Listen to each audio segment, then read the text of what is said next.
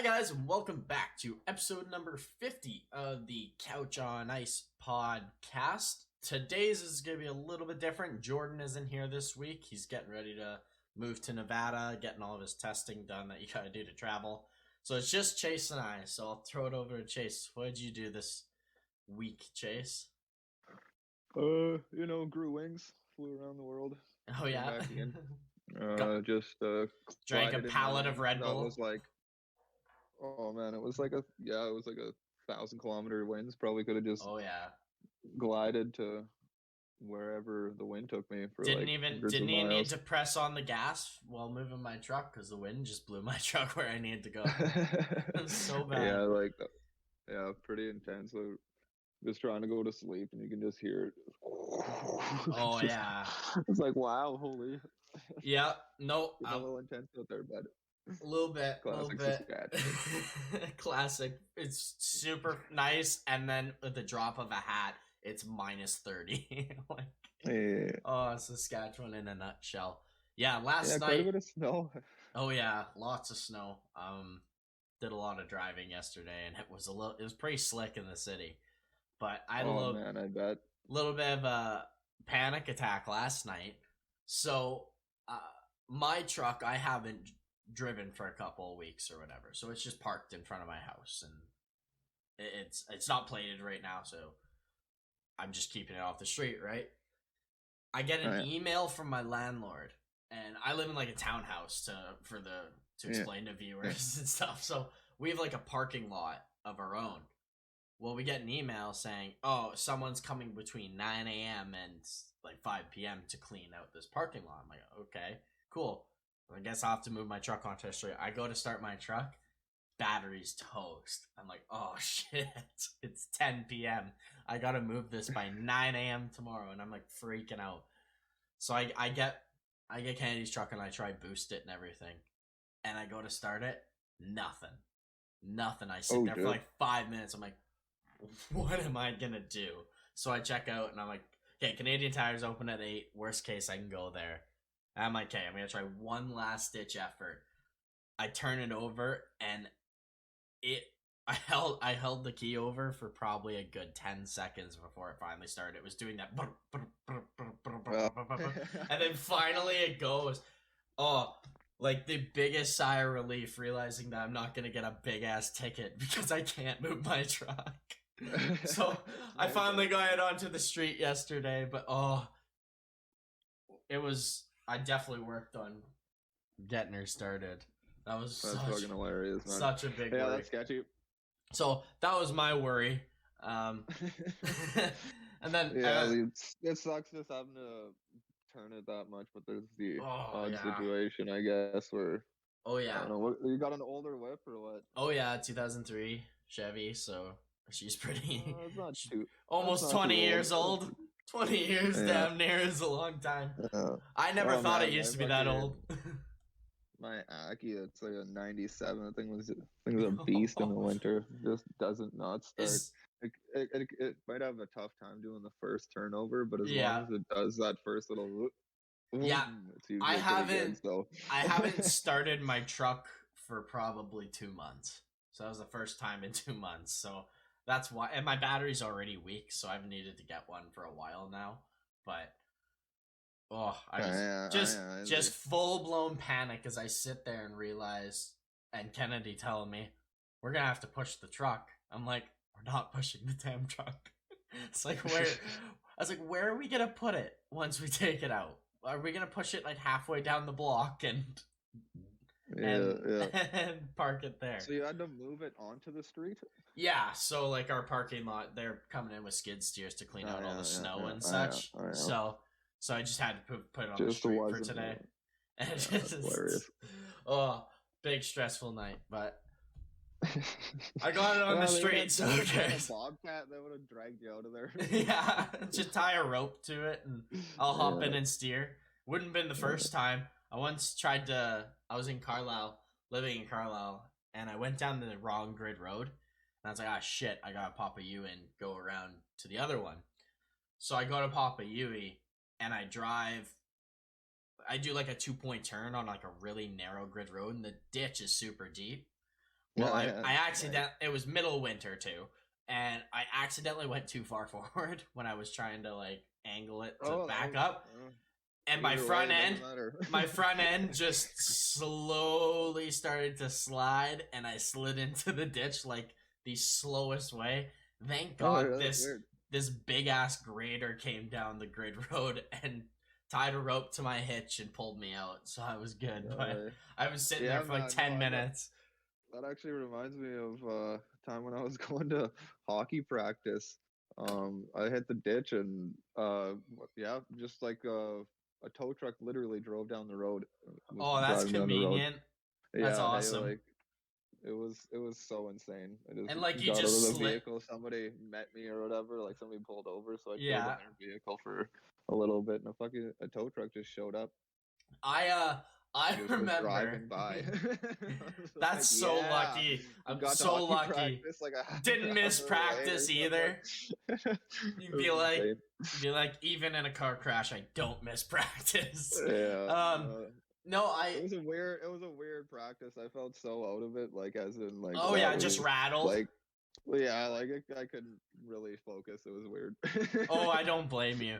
I just remember once I was in Medicine Hat with some friends one night, and I worked the next morning, and I just said, whatever, I'll leave early in the morning. I'll leave Brandon at like 2 a.m. It takes like 2 hours to get there, to get back to work, but it was like the worst storm I've ever witnessed in my life. In driving, at least. So I'm driving. Yeah. I was driving 70 down the highway to get there. A good thing I left like 3.5 hours early, because I'm like, I'll go home quick before I'll shower, make sure I have everything, make a lunch, all that. I won't just go right to work. So I left really early. Well, I made it back to my house 10 minutes before my work started. So I literally just had to rip to work from there. But I was driving, and there was no one on the road, and I hit a black ice, and I spun like 3 times and slid into the ditch in my little 2003 Sunfire. Jesus. And somehow I was crapping myself. I was like, oh, that was scary. I couldn't see anything because when I was sliding in, the snowbank was so like light snow and thick, or in like a big pile though. So my windshield was covered in snow. So I couldn't even see anything. So I had to hop out, clean up my car. I somehow managed to drive it all back onto the highway and got home. Was not late for work, and I didn't even sleep that night. And I worked like a 12-hour shift or something stupid. My God. It was the longest night of my life. I was so done after that. I think I took the next day off of work. I even said, I was like, hey, I've been up for like 30 hours. I'm not coming in tomorrow. And they're like, yeah, that's fine. So, good old Saskatchewan winters.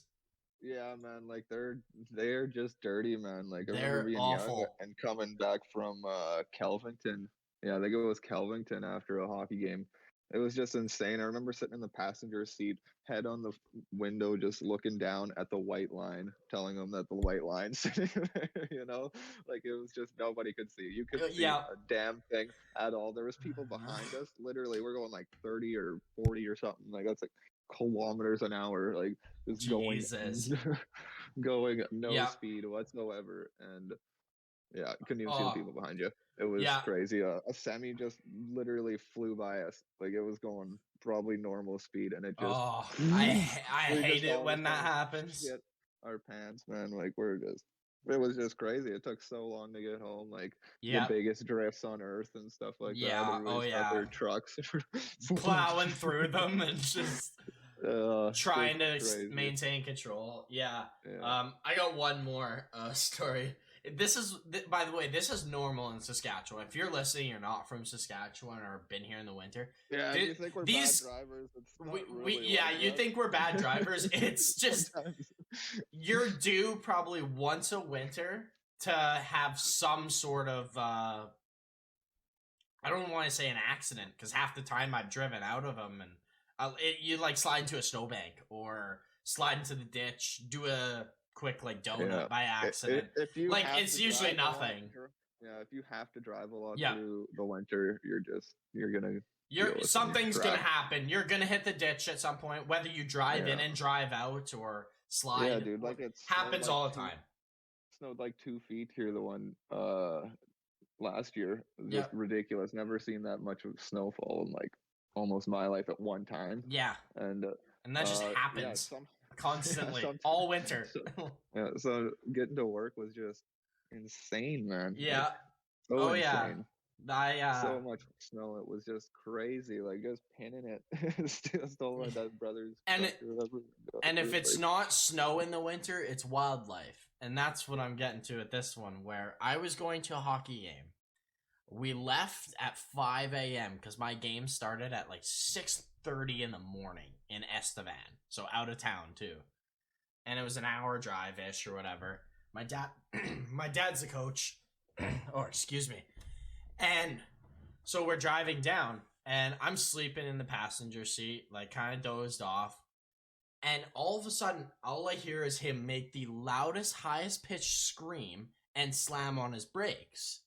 So I understandably jump out of my seat and freak out looking, and look over to my dad laughing his ass off that he just scared the piss out of me on purpose. There was nothing in front of him. Nothing at all. He was driving fine. No icy roads, anything. And he's laughing away. Scared the piss out of me. I'm super pissed off because it's 6 a.m. or whatever. I'm like, you asshole. Like, don't do this. I have a game in like an hour here. Like, I don't want to be tired and stuff. So I was just in a bad mood, right? As you are being 12 going to a game at 5. Not 10 fucking minutes later. I'm dozing off again, and I feel him slam on the brakes and go, oh shit. I'm like, nope, not falling for this one. Not 2 seconds later, bang! Smack a deer. No doubt. Just nailed it, just hit this deer, and I'm like, are you fucking kidding me? You scare me thinking we're about to hit one, and then you hit one 10 minutes later. But long story short, we get to the game. I don't even remember if we won, because all I was thinking about is we're gonna hit another damn animal on our way back, aren't we? But that was the longest morning ever. But well, should we get into some real hockey instead of just our youth driving to games and getting into accidents? Indeed. Cool. Let's jump in to some of the games we watched. I didn't get to watch many. I went to a movie last night, so I didn't get to see any of the games last night. But what games did you watch this week, Chase? I don't watch a piece of everything, that's for sure. But I definitely watched that Canucks Avalanche game last night. Most of that saw a bit of the highlights for that. Most of the Seattle, most of that game, but I watched a little bit of Buffalo and Pittsburgh. Watched my boy Dustin Tokarski just play unbelievable. It was just, man, it fills me with so much joy when he does good. I was happy to see DT be amazing and be an NHL goalie and the best. But I'm losing the will right now with Pittsburgh. They played fine. Yeah, but we can't win. We can't win, and we're in a tough division. It's hard. It's so hard being a Pens fan. Yeah, finally. Off of I don't know. Everything's looking good. That wouldn't have counted 5 years ago. A little bit of Dustin Tokarski there, buddy. A little Dom Hash. He was so good. From the basically. Like that, man. Felt like he was Hasek. Jesus Christ. Like everything. Yeah, man. He's been like everything.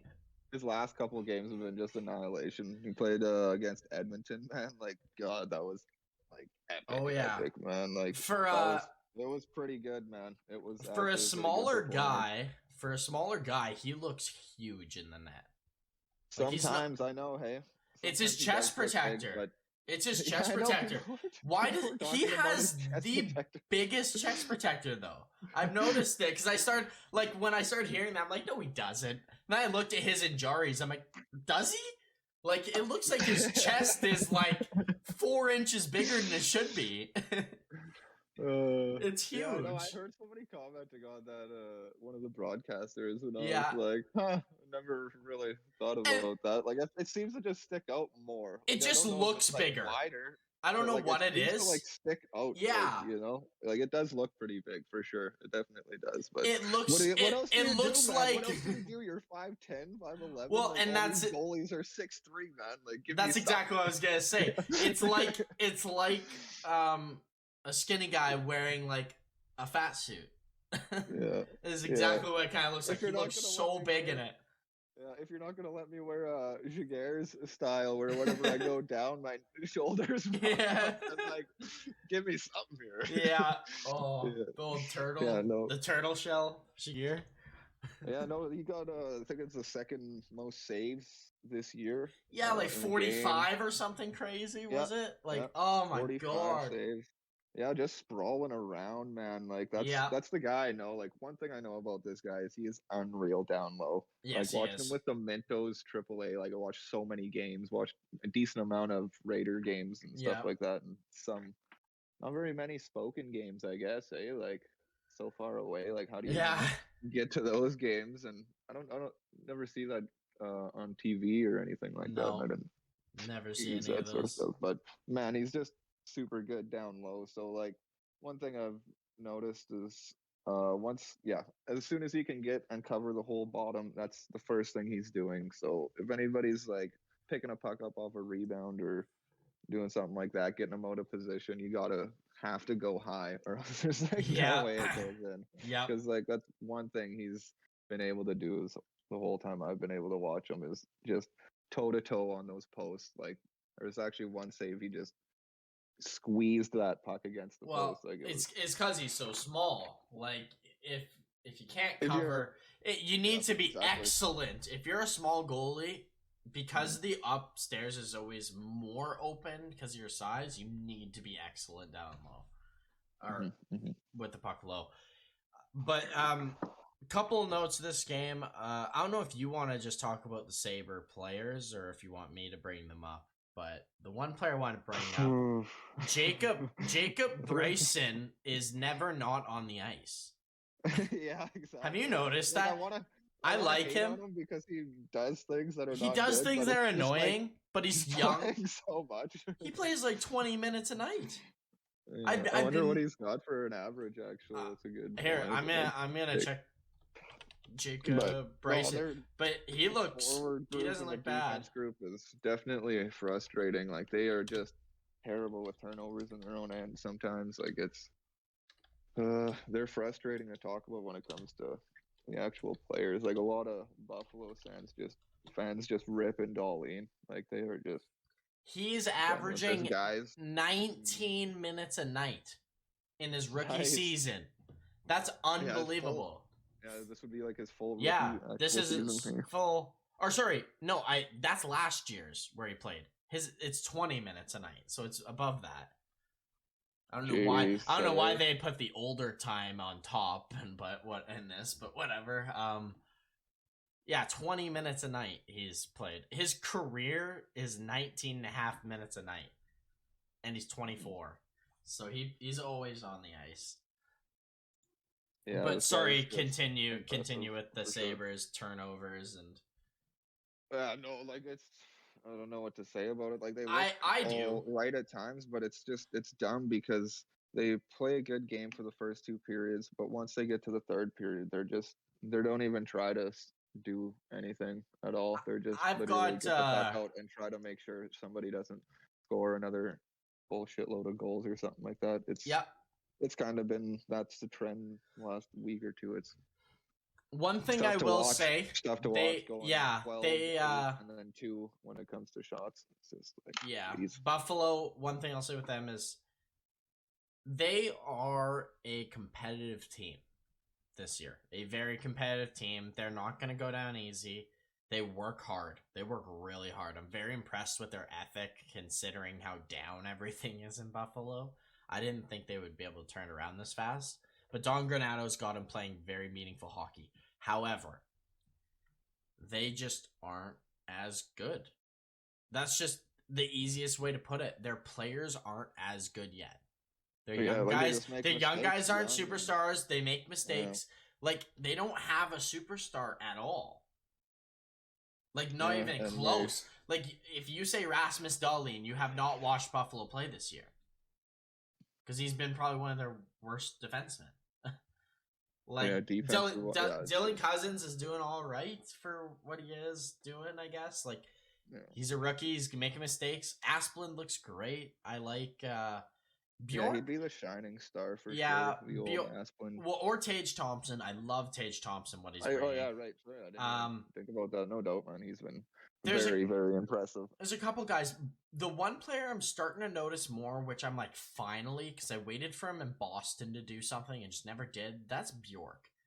He's not doing anything where I'm like, oh, he's a player. Boston gave up on a player here. But he's doing anything. I haven't seen him do anything in the NHL until this year, frankly. He looks like he's making the right decisions, more or less. Well, he's not playing himself out of the lineup. That's exactly it. What he was doing last year. Like, they almost couldn't play this. And guy. what he was doing with Boston. Like, you couldn't play him. He was not good enough. But he just... I noticed him a lot more. So that's a good sign, usually, if you're starting to notice a player. On to the Penguins side, unless you have any final notes on the Buffalo, because I'm going to completely move off of them. So, do you have any final? I'm excited for when Touch can get onto this team, man. I think maybe Peyton Krebs can get a couple games under his belt too. That'd be cool. Yeah, exactly. Like, or Jack Quinn. Jack Quinn looks amazing in the AHL. Like, he looks like he's gonna be a real goal scorer. Yeah, him and Paterka are just lighting it up. So awesome, man. But no, I'm really looking forward to when he's back, old Tuck. I think it's not going to be till like January, February, so that's still a bit away. It's quite a bit away, so they're going to have some rough times. Hopefully they can squeeze through a little bit more. I just hope they play decently better, because like, it's been kind of bad. Like, I don't even know how they won the last few games. They're like ridiculous. That their goaltending yeah, exactly, has been outstanding. But yeah, I'm just excited to see these guys at the down the stretch here is what I'm trying to get at. Like, yeah, absolutely. See what their full team is made of, not what parts of it is right now. Yeah. It's gonna take a while to get anywhere with like you said, like, you went from having like a elite superstar to just you just don't have one. You don't have any. Like, Jeff Skinner is doing better too. That's another. But it's hard to say all this. Like, I want them to do good, but it's more like you have to do bad, because you have to need one of these. You need a top 5 pick. Players. You need a top 3 pick if you're Buffalo, especially in this year and next year. If you can get a top 2. Oh, if you can get a top 2 in any of these drafts, you're set. You're set. So, moving on to Pittsburgh's side of things.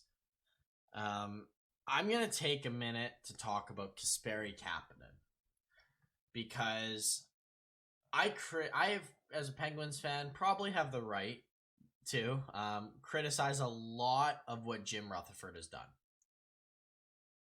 But thank God, on his way out of town, he made one final trade that I am happy with. And that's bringing back Kasperi Kapanen, as you can tell. He has been outstanding this year, the way he's played. I know the points necessarily haven't been there. The puck's not going in the net as much. But he looks like the most dangerous Penguin on the ice every time he's on the ice. He sometimes looks like the most dangerous player. And even against other great teams. He's so fast. He's really learning how to control the puck better. He's got a rocket of a shot. It just needs to start hitting the target. That's my biggest concern with it. And he's always has his head on a swivel. Plus his speed. I mean, I can't believe I didn't bring that fact that he's the fastest player. One of the fastest players in a straight line in the NHL. So, everything he's doing I love. And I see a real great player in Kapanen. Maybe not your go-to superstars, but definitely a 60-70 point guy consistently in his mid-20s. So, and maybe maybe, I don't necessarily think for sure he could be a 30-goal scorer. 20, I think, is a consistent number he can get, 20, 25. So that's one player I've been super impressed with all year, and I wanted to give him praise because he's the only one showing up every game.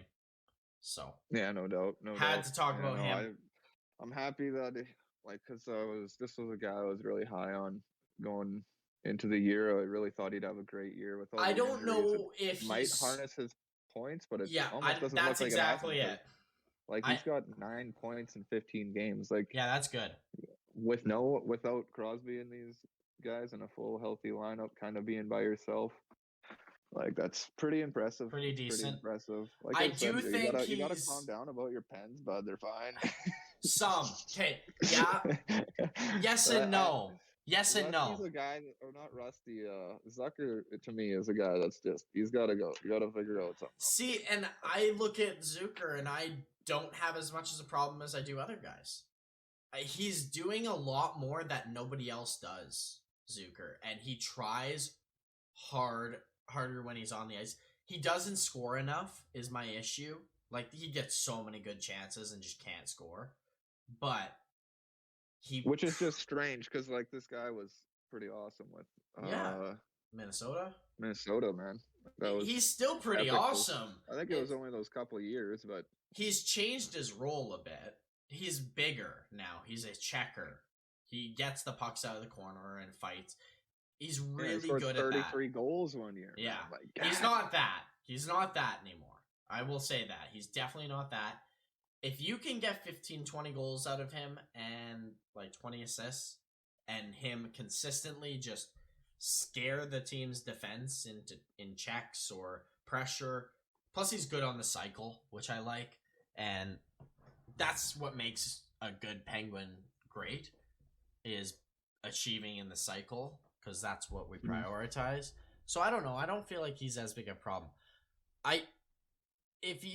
With Rust, it's just how he's playing right now. He's playing like he's still injured.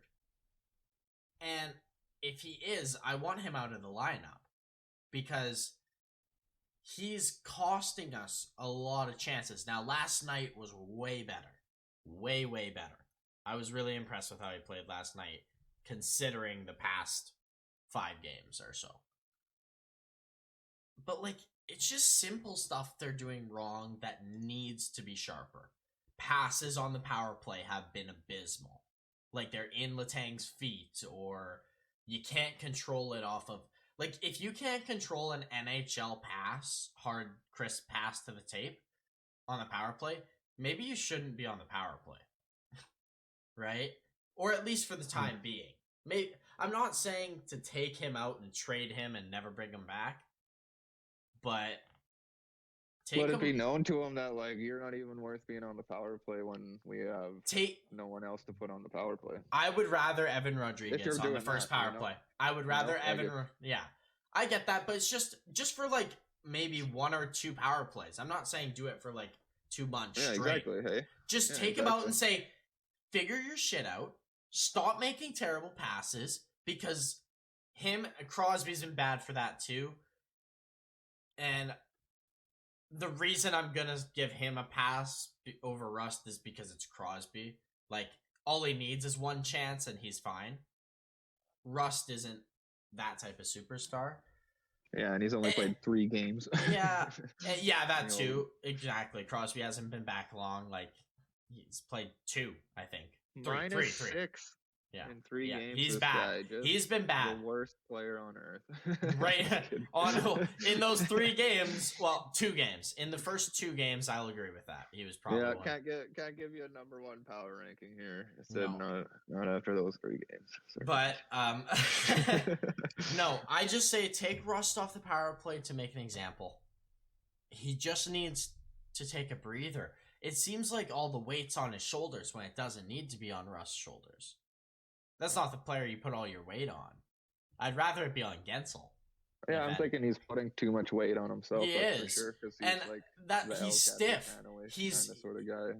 Well, I'm talking Rust. Rust looks really stiff that's what I'm saying. too. But like with nobody around for like quite a while. Oh yeah. And stuff. And I don't know. I just don't. I need him to loosen up.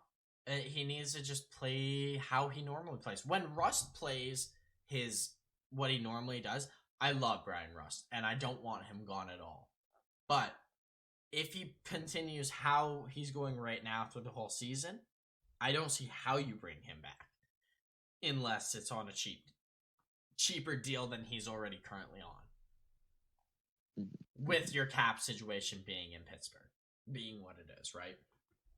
So that's one player I'm really disappointed in.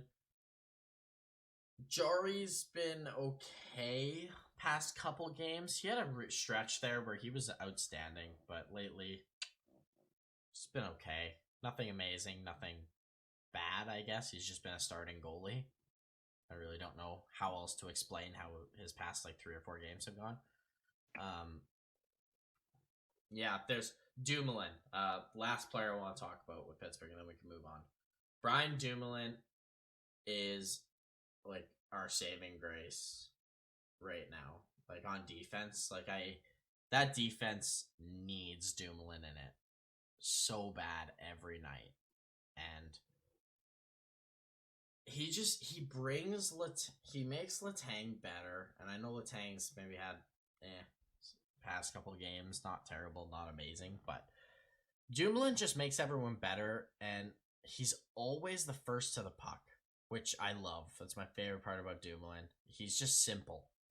The most simple top 4 D-man you can have, where no matter what the situation is, you put him on the ice and you're not going to be disappointed, but he's not going to do anything where you're like, oh my lord, who is this? But oh my Lanta. Yeah, oh my Lanta, who is this guy? But he's outstanding for what he brings to the team. So happy he's back. And the team just looked better with him in it. So that's all I got on Pittsburgh. If there's anyone else you want to kind of bring up with them, feel free. Nah. But no. So I think we're good to move on then. Is there another game you want to talk about quick before we kind of just move on to talking individual teams? Ooh, there was that one that one day where there's so many games on. This is insane. What do you like? How do you expect me to watch all these games NHL when there's just Honestly, 12 games on? Game. Holy shit. Let's see here. I don't even know. I guess I could talk a little bit about. I don't even know what game. Screw it, man. They're all. Yeah, should we just move on then? Okay. Yeah, let's move on. Let's move on then.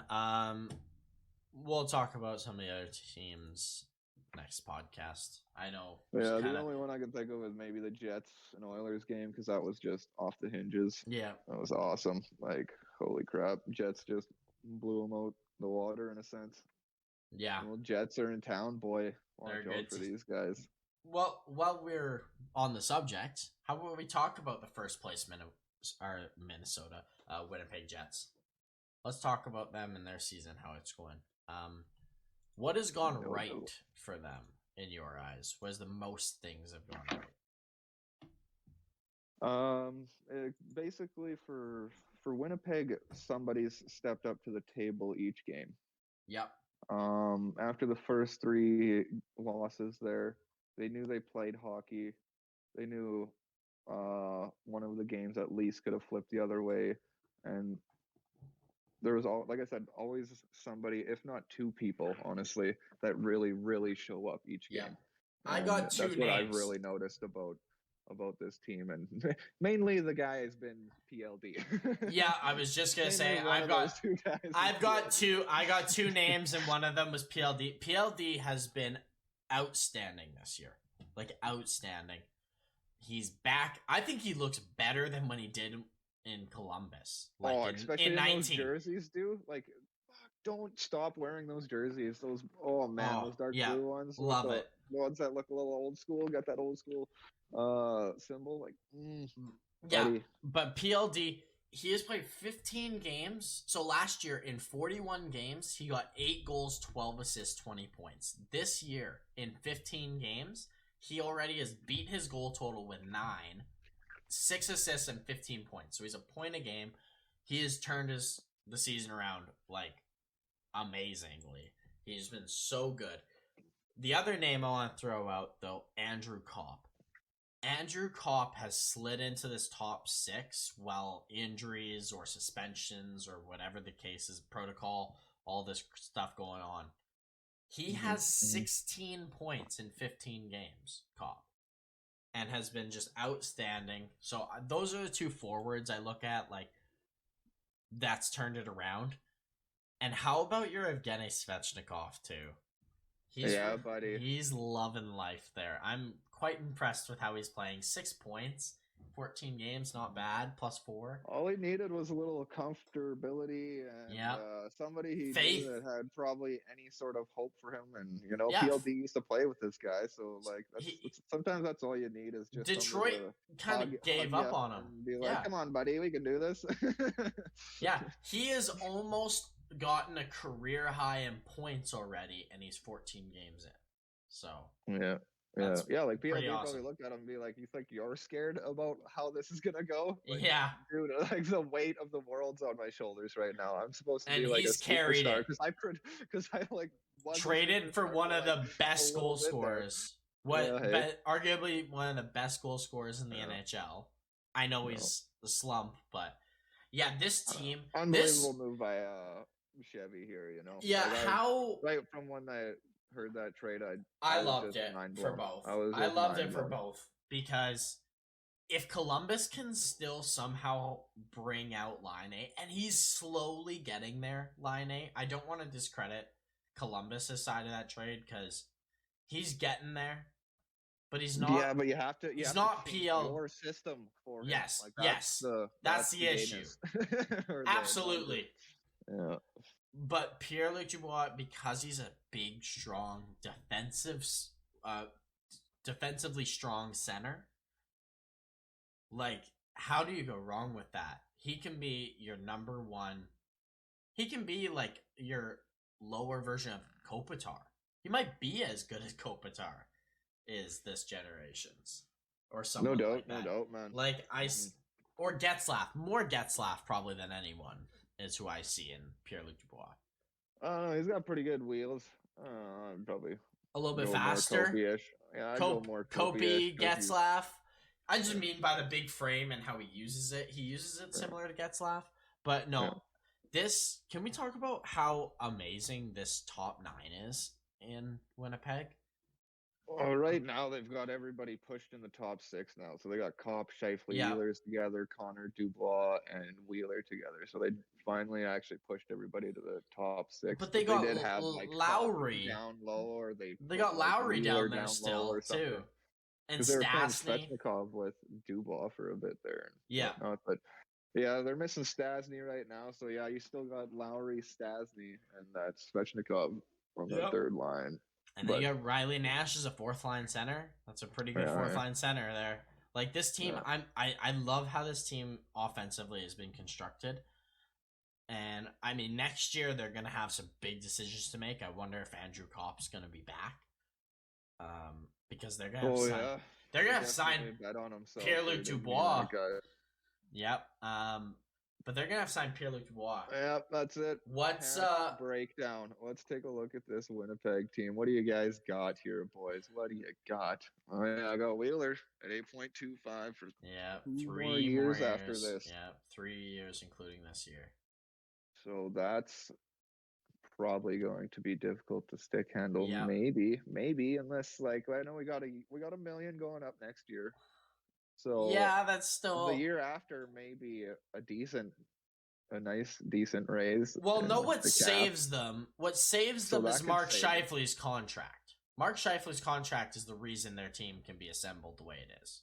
Because, like, that's one of the best deals in the NHL. 6.1 for Mark Scheifele for 3 more years. So yeah, they might have to move one of these D-men and just let Stastny walk away and now from there.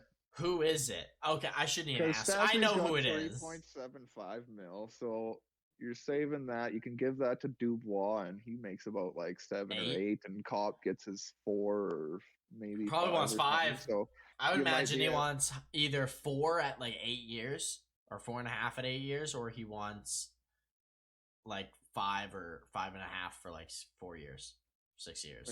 Yeah, 4 to 6 yeah, years. exactly. Hey, So and like what Dubois they is probably move. gonna want a good. Like I wonder what that Dubois contract will look like. But either way, I think you Me can too. 3.75. So you give a mil. Yeah, you give a mil to Kopp. That makes it 4.6. So that's a decent. That's decent. Maybe you take Yep. another 250 or something like that off of the.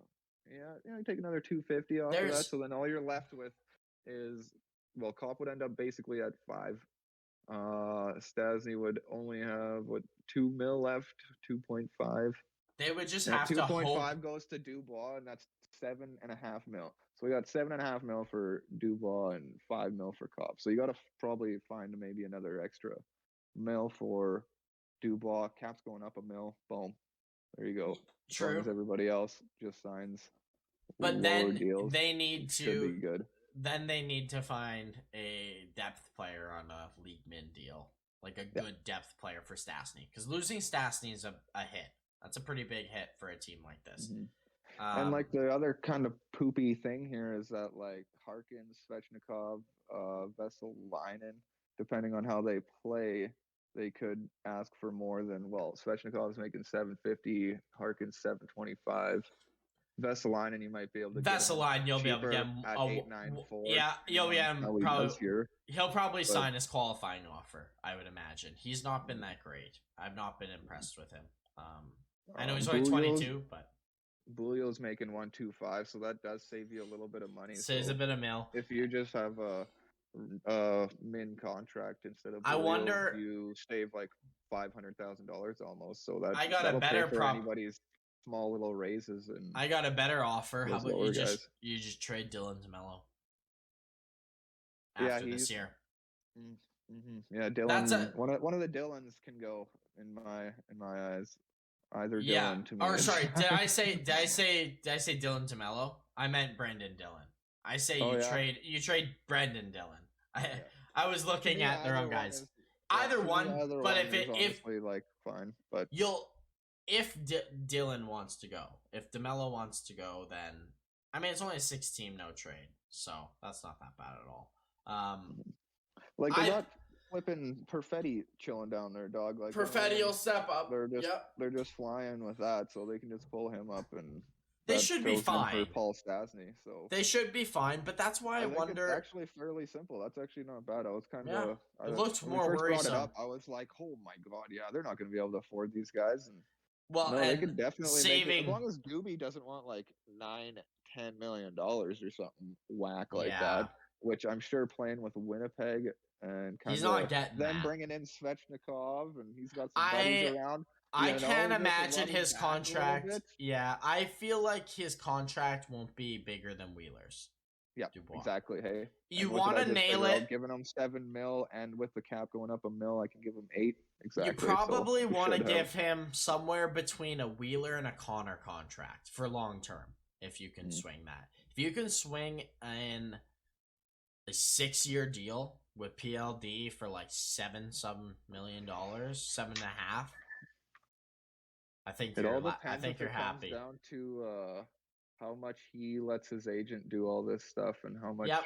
How much money he wants. What's the issue? To it and stuff like that. Like, is he just gonna be like, oh yeah, those are nice words you're saying to me, agent, and then just offer a contract that's like realistic, and PLD will just be like, yeah, I'm fine with that. Yeah. It's tough. Like, well, what are you doing? You could We don't know what kind of player he is because, we don't know what kind of money he wants because when he signed this deal, it was to be traded. He wanted to give a fair deal so a team would be willing to trade for him. This $5 million. So we don't know what he valued himself at as a long-term deal with Columbus. Yeah, and how much he's like.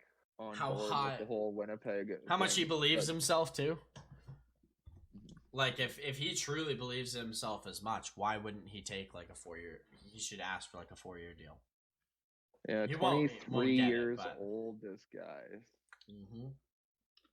So I think a 6-year deal is comfortable for both sides. You'd want 8, but if Winnipeg can settle for 6, I think they're happy.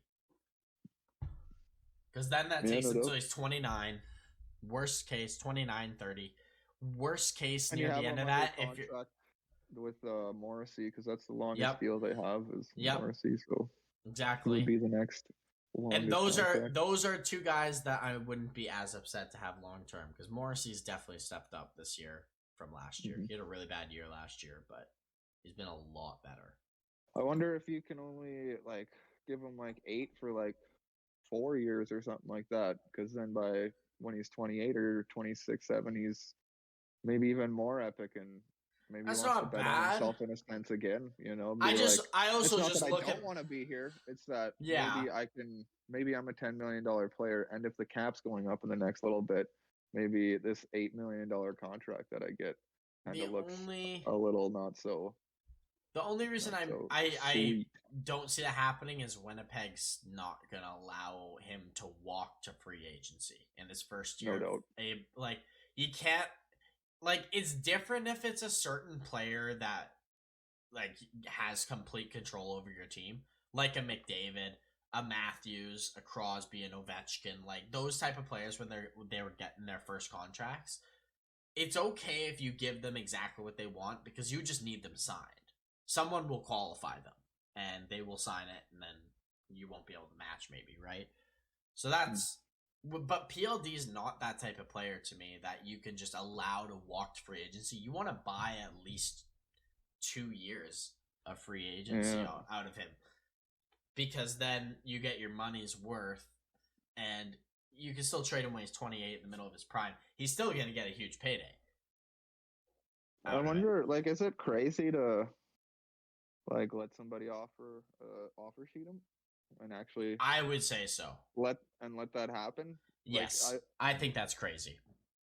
This does sound a little crazy. Winnipeg is not in the stage where they're like mediocre and need to be bad to rebuild. They're a good team. They have the goalie.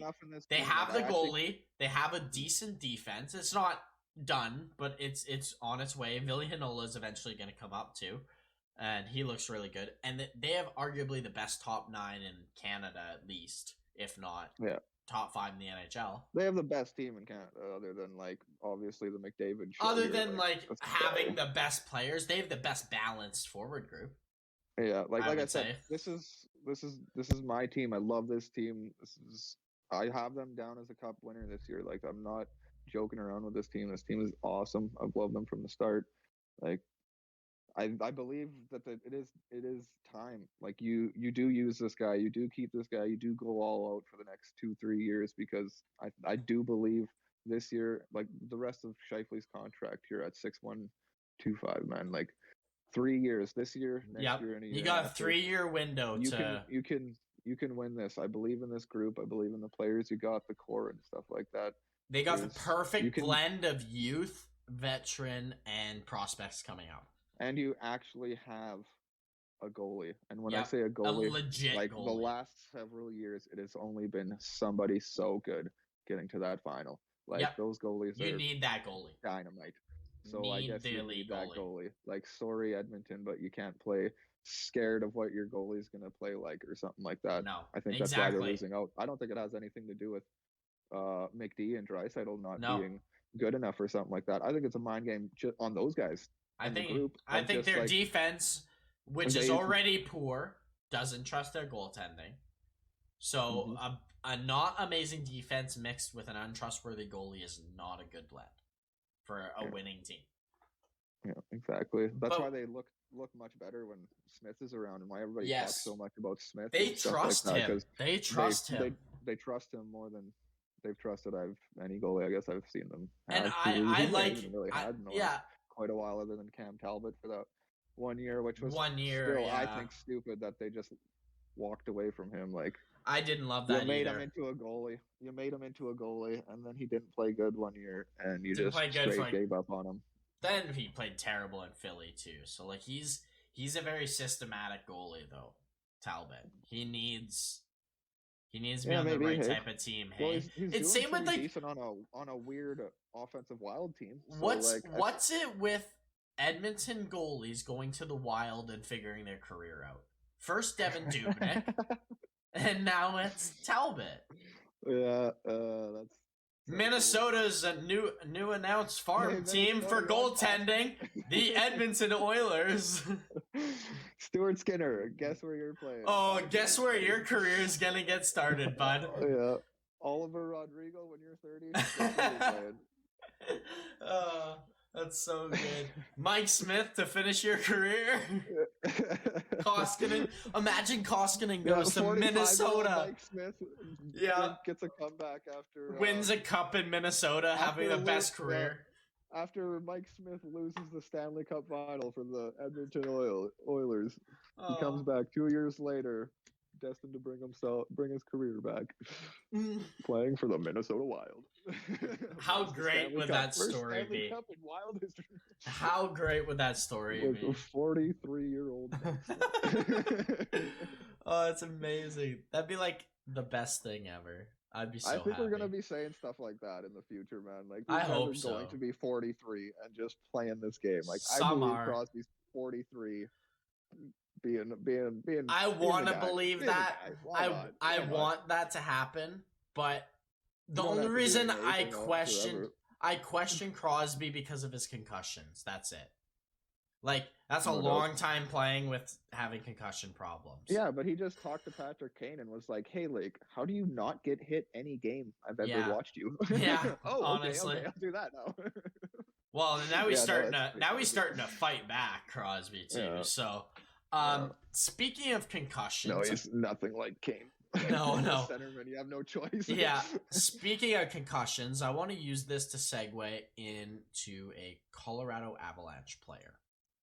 And some news that broke out recently about a young player, Bowen Byram, and what happened to him this summer. Did you hear about this, Chase? I want to say I did, but I don't remember it at all. Okay, so last year, if you recall, Bowen Byram made his rookie season for the Avalanche and played a total of 30 or 31 games, I believe. I have to look the exact number, but it's around 30 games. I'll take a peek. And if you remember why he wasn't playing, it's because he was injured. Okay, never mind, it says 19. 30 games in total. That's why. But anyways, so he was injured last year. What did he have? He had concussion symptoms. Well, this happened near the end of the year, and he had dealt with injuries, a traumatic injury, COVID, all this stuff. Well, apparently last summer, he was skating and practicing in Vancouver, where he trains for the summer, and he called his mom saying, "I don't feel right, and I don't feel good with this or anything."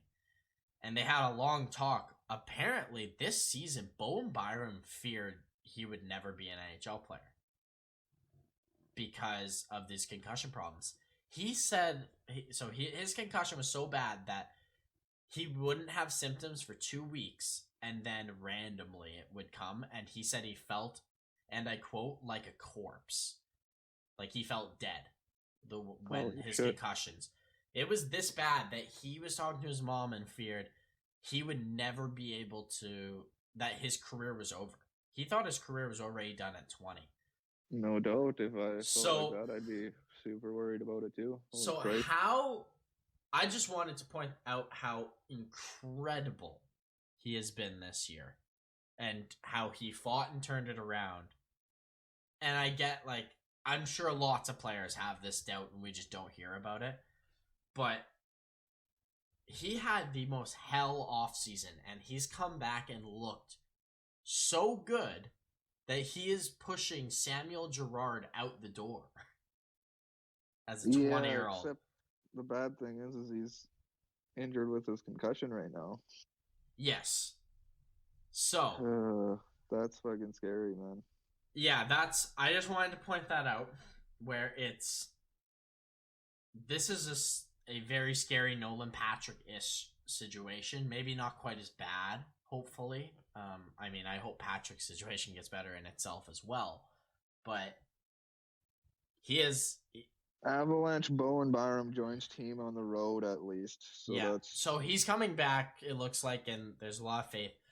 I really, really hope he can get past this, because he is a special, special player.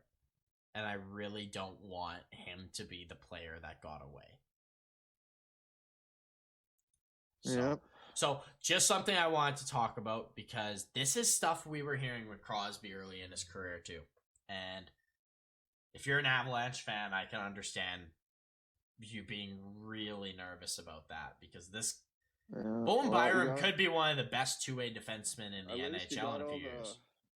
Richest people and things and stuff around you to help him actually legitimately like use the greatest practice on earth to help you, you know, like you have those assets for you. And because even if you have to spend your money to do this sort of stuff, man, like you do it now, because take the time now. Try to get yourself straight, figure out do whatever these doctors are telling you to do to completely get over this. Like, I don't know, stuff like this scares the crap out of me. Like, if it takes months, like, literally go ahead, man.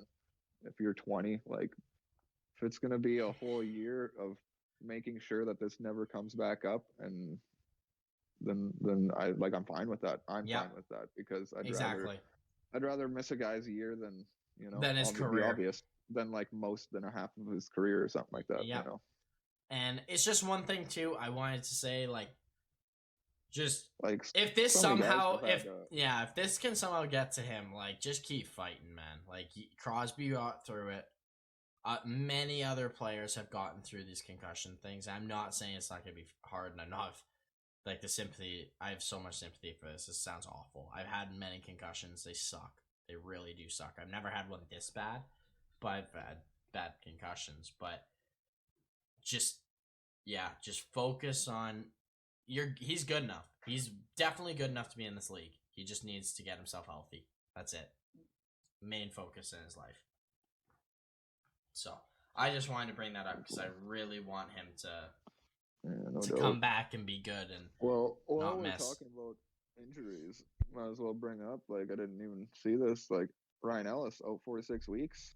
Yeah, that's a huge blow. That's a huge blow, especially after missing him for like a good week already. Week already, and they've struggled this week. Really struggled. Somebody else was out for like 4 to 6 weeks too. Oh yeah, Pulock Islanders. Yeah, Pulock. When they get back home, like, that's blow. And you're missing the biggest name out there who just got injured. Sasha Barkov is out for week to week. There's the other one. Yep. So lots of big. An ugly knee. I know, man. That was bad. I hate that. Yeah. That is the one thing in the NHL. If you could take out, I would take out in a heartbeat. If it could just never happen again. Like, I hate knee on knees. Some way for us to not be human beings, and somehow it's just impossible. Reflex. To not, it's put yourself into a knee sort of situation. Because you got to lead with a part of your body. 60% of it. If a guy dodges a little bit, there's nothing. Yep. There's not much you can. It's really a reaction. Do, a lot of the time, it's a reaction. Now, sometimes players do it intentionally. So, and I know this because I remember when I was younger, I was playing in a game, and I went to hit someone, and when I was learning to hit, obviously, you sometimes would lead with your knee, which is like the worst thing. And I accidentally clipped the guy. He was okay and didn't get hurt at all. But my dad was the coach, and I've never been in so much shit in my life. When that happened, I never need anyone ever again. But years later, I'm in this tournament, and I go to skate into the zone, I beat a guy, and he stuck his leg out, and I popped my knee out of place. Cool. Well, nice. So I know how this feels. This is why I'm so angry about it, because I know how it feels in hockey popping knee out of place. Well, my knee popping out of place caused, for years later, when I was playing soccer, I broke my kneecap because of it. So I know how these injuries can feel, and you can get kneed and be fine, but you can sometimes years later be still affected by it because it's just a small tear of some sort, or something's loose, or cartilage gone, or something simple as that, and it can get injured fully again. Heal perfectly, or doesn't like exactly. That, Sometimes it doesn't heal perfectly, and I paid the price with it because some kid stuck out his knee at me. So that's why I cannot stand knee on knees. Cannot stand them. Yeah, they scare the crap out of them. Like everybody. Holy crap. The knee is the worst thing to get hurt. Like one Not of the worst nearly things. as bad as I thought that was going to be. I thought he could have been No, out for 2 easy months. there's no surgery, which is great. So I'm super happy about that. Just week to week. It's just like, it's so weird. Like, imagine, say, like, that's like Draisaitl getting hurt. Like, it's just so Yes, weird. This guy's that's like a big 6'3", player. 6'4". Like, this guy looks like a monster. Nothing can stop this guy. And then he's just can't get up and He's can't been skate. And quiet. you're just like, oh my, yeah, He's this been one of guy's the not best going to be players in the back for the league next this year. 2 weeks. Like, Yeah, oh my goodness. Like, yeah, that's scary. he's incredible, and it's no, it sucks, but luckily Florida has got such a lead and they're doing so good that should be fine. Should be fine. I believe they're still first in the NHL, if not tied for first. So, yeah, they are. So, they should be fine. Still have only had 2 regular season losses. I wish I knew how that felt. But no. Is there any other injuries that you want to bring up or team based on the injury? Or should we move on? No, we can move on. Move on. Okay, cool. One thing. Let's. I want to bring this up because I totally forgot to bring it up with the Penguins talk. I can't believe I didn't. Apparently, Fenway Sports Group is in advanced talks to buying the Pittsburgh Penguins. If you don't know who Fenway Sports Group are, they are the parent owner of the Boston Red Sox and Liverpool FC. So, some very wealthy owners, and if you're asking how I think of it, I think it's great. Apparently, Mario's still gonna be like one of the top guys there. He's still a big owner. I thought he was completely selling. I don't know about the other owner. What's his name? Burkle or whatever. I think his name's Burkle. He's our other owner. So I think it's great. I'm happy about it. Can't complain. So yeah, I mean, I don't know what else you say as a fan. Like, someone buys your team, you're like, hell yeah. A pipeline of money. Well, this isn't just and this isn't some random. This is a big Fenway. Like, these guys, they looked at their fan base and said, they've like, had a lot of titles. Like, teams. We are going to do this. Like, we're not screwing this up. Red Sox fans, like, we're doing this right, and we will get that title. They've had very good teams. They've had both teams have had very good teams in seasons. So very happy about this. I see the moon shooting up, and to me, I think this helps the whole limbo of, we can't trade these 3 guys, or we can't do this. Like, be ready for them to do not just anything and everything, but don't be shocked if they do make a big move to Crosby will be the only one that doesn't go. Direction. Like, don't be. Yeah. I think he's the only one that you can probably say doesn't go anywhere. Yeah, I just don't see him leaving. It'd be strange, I don't see why he'd want to. Unless to win a cup and play with, like, everyone's saying Colorado, which I don't disagree. It's probably the place he would go. But I would assume it'd be Montreal. Like, there's no way you would play with your, like, the growing up favorite team you had. Like, that's true. Would be my assumption. But the most logical answer, it's Pittsburgh. Yeah, exactly. Like, just to get some assets back or something. But, like, yeah, I don't know. It just seems like, I would say, like, a Malkin or a Letang or somebody will. Malkin, I feel, will be dealt possibly in a year traded, because it's I wouldn't be surprised. Like, these guys will come in and figure out what, like, they'll actually figure out what the right thing is to do. And one thing about this change that I'm feeling is, well, a lot of it has to do with just Lemieux basically getting what he deserves out of bailing the team out way back in the day. Saved Pittsburgh. Him and Crosby saved this franchise. Like, exactly. Turned them into actually I wouldn't say a big market, because they're still not a big market, but they turned them into a very lovable team, I guess you can say. That's the best way I can describe it. Like, the team was out the door. I just have a feeling that maybe Berkey going in there and stuff like that, I want to say he's maybe shaking it up. That's my random conspiracy theory here today, is that maybe getting Berkey and Hextall in there. They haven't done much yet. Yeah, but clearly maybe they have done stuff. No, that's what I mean. The scenes. Because That's what I mean. now this change is being made. Is there a reason for this change being made? Is it because Berkey's like, we need a full group of help here? Like, I think changes No, needed that's what I'm talking about though, is the sense So, they like- haven't done anything yet. Like it takes about a year or two for a new GM to finally be comfortable trading away and making big deals and decisions. We're getting to that point in Pittsburgh.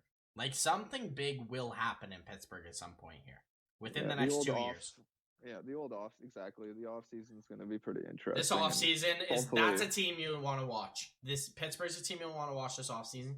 They have tons of cap coming off, lots of big players coming off of.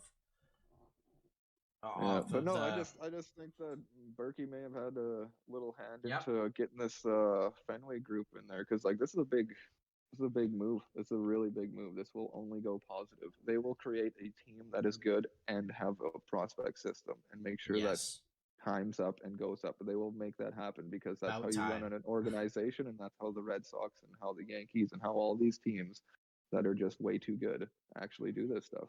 They somehow find gems. They create great players. They make this happen. They force the issue somehow. And when you do that, it creates even more people to want to play on your team. So it's easy to fill holes some years and stuff like that. I'm ecstatic for Pittsburgh Penguins fans, honestly. Yeah, I'm over the moon. Can't be happier. I don't see why. A couple people texted me saying, "Oh, how do you feel? You upset all this? They don't spend money." I'm like, "Yes, they do. Like, they're fine." Would never be upset about a big ass company buying my favorite team. I don't see how you can turn that in a bad way. There's only so much money you can spend, so a little bit different. Exactly. In baseball, you literally have to like spend over the everything and out the ass just to like get to anywhere, or you have to just grow your team and then lose them in the next couple of years. Yep. Yeah, exactly. That's exactly it. No, I think they'll be fine. They'll be great. Don't even need to worry. Let's move on to the Ottawa Senators really quick. Forgot to bring this up last podcast, but the NHL postpones 3 Ottawa Senators games, the next 3, because of their terrible COVID outbreak. This is a big concern right now in the NHL, and I don't want to say it's a big concern in the Olympics, as in they're not going to go. But if this doesn't slow down, don't be surprised if the Olympics don't happen. They can't afford to be losing games, the NHL, and they've come out and said that. The most important thing is the 82-game season. So, hopefully it gets better. All the players in Ottawa are vaccinated too, so that's what's causing a lot of worry, is people are still getting outbreaks when we're all vaccinated. So, yeah, I just needed to bring this up because it's news. Do you have anything on Ottawa and the whole COVID situation in the NHL? No, not really. It's just needs to get better. Sad that we're like. I'm worried. Like, I'm not worried about this. Yeah. To this day, it's pretty sad. I know. I'm so disappointed in society and everybody. Move forward. Whatever. Exactly. I just want to move forward. I guess nobody cares. Yeah, I'm not like blaming these guys for getting sick. It's like, as a collective group, people, we fucked this up. Like, this is sad. As a race of human beings, this is sad. Like, but no, I really hope it doesn't branch off into other teams. Well, it will, because it's just evolving. That's what the virus does, seemingly. If we're just gonna let it live with us, like, yeah, whatever, man. Whatever. Yeah. Hopefully this can get under control, or it's scary. As long as I really hope the Olympics aren't canceled too. Like, I'm really nervous about that. That would starting be so rough. It's starting to become more of a possibility with this situation. So hopefully it'll be fine. I think Larkin got pulled out of the game randomly for COVID reasons. Yeah. I'm pretty sure. Yeah, that was something. Didn't play the third period or something like that because of COVID or something. Like, it's crazy that they don't notice that before the game. Like, if you guys aren't getting your test results back before the What's the game, point of why the are you test? doing the Why are you test? testing? That is Yeah, exactly. You shouldn't. You shouldn't be. Oh, we just found out you have COVID, so you don't have it anymore. Or you didn't have it the first 20, 40 minutes you played, and could have given it to other teams. Like, I don't know. It's really dumb. yeah.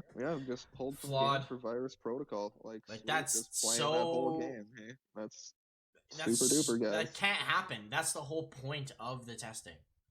Don't test if you're not gonna like Yeah, I just get find it weird that we proper. just went right back to playing normal hockey, like we are, and everything's kind of the same way. Other than like, obviously, you follow your whatever your normal protocols, like everybody else in the world, right?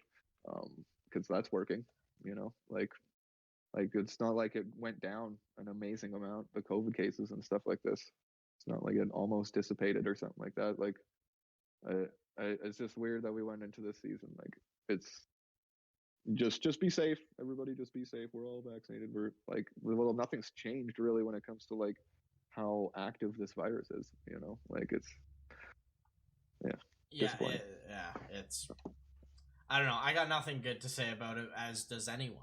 Nobody's got Yeah, anything good to say about COVID and the whole situation and what's going on. And like, no matter what side or whatever you're on, it doesn't matter. Like, this sucks. This all sucks right now. yeah, Everyone's upset. Everyone's in yeah, a terrible mood about this, as am I. Like, as we should be, frankly. This was handled poorly. yeah. Just look yourself in the mirror and say I fucked up, because I guess we did.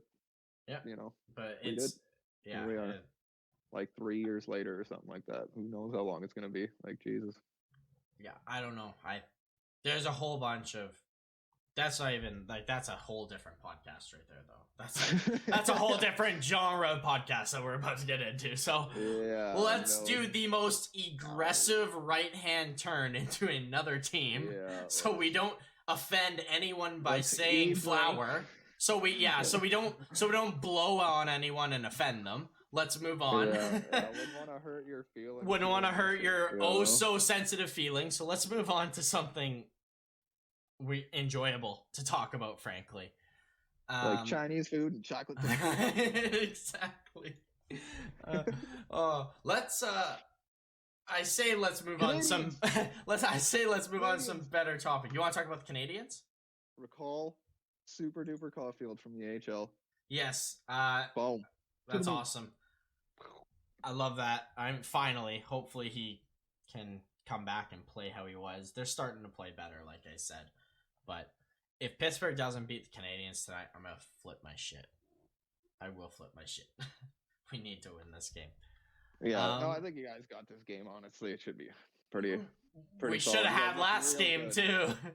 Looked real good last game. No, that was a game you guys needed to lose. You don't just get to play one good game and have a win. You know, that's been the season. Yeah, gotta feel the.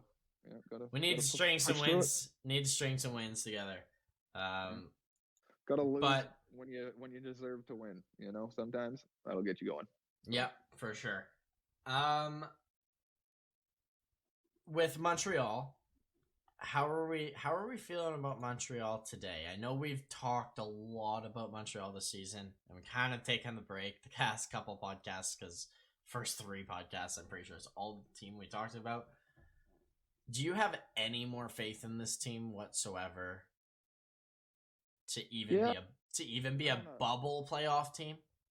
I don't have. I think they'll be on the outside of that bubble, like just absolutely. I think they'll be on the edge. Like, I don't think they'll. I don't think they're gonna be as bad as they look right now. Like, I don't want to pull them down too far. Like, geez, it just. I think they'll do better. It's more of an attack on them and as like almost people and stuff like that to just say that they're gonna be as bad as they are, because like they're definitely better than this.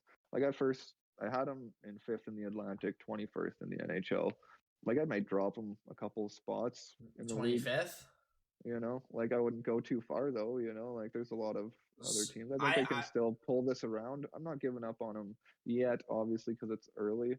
Okay, I think there's a lot to prove for a lot of these guys, and just the fact Price is coming back. We haven't had his little what they call it an it factor.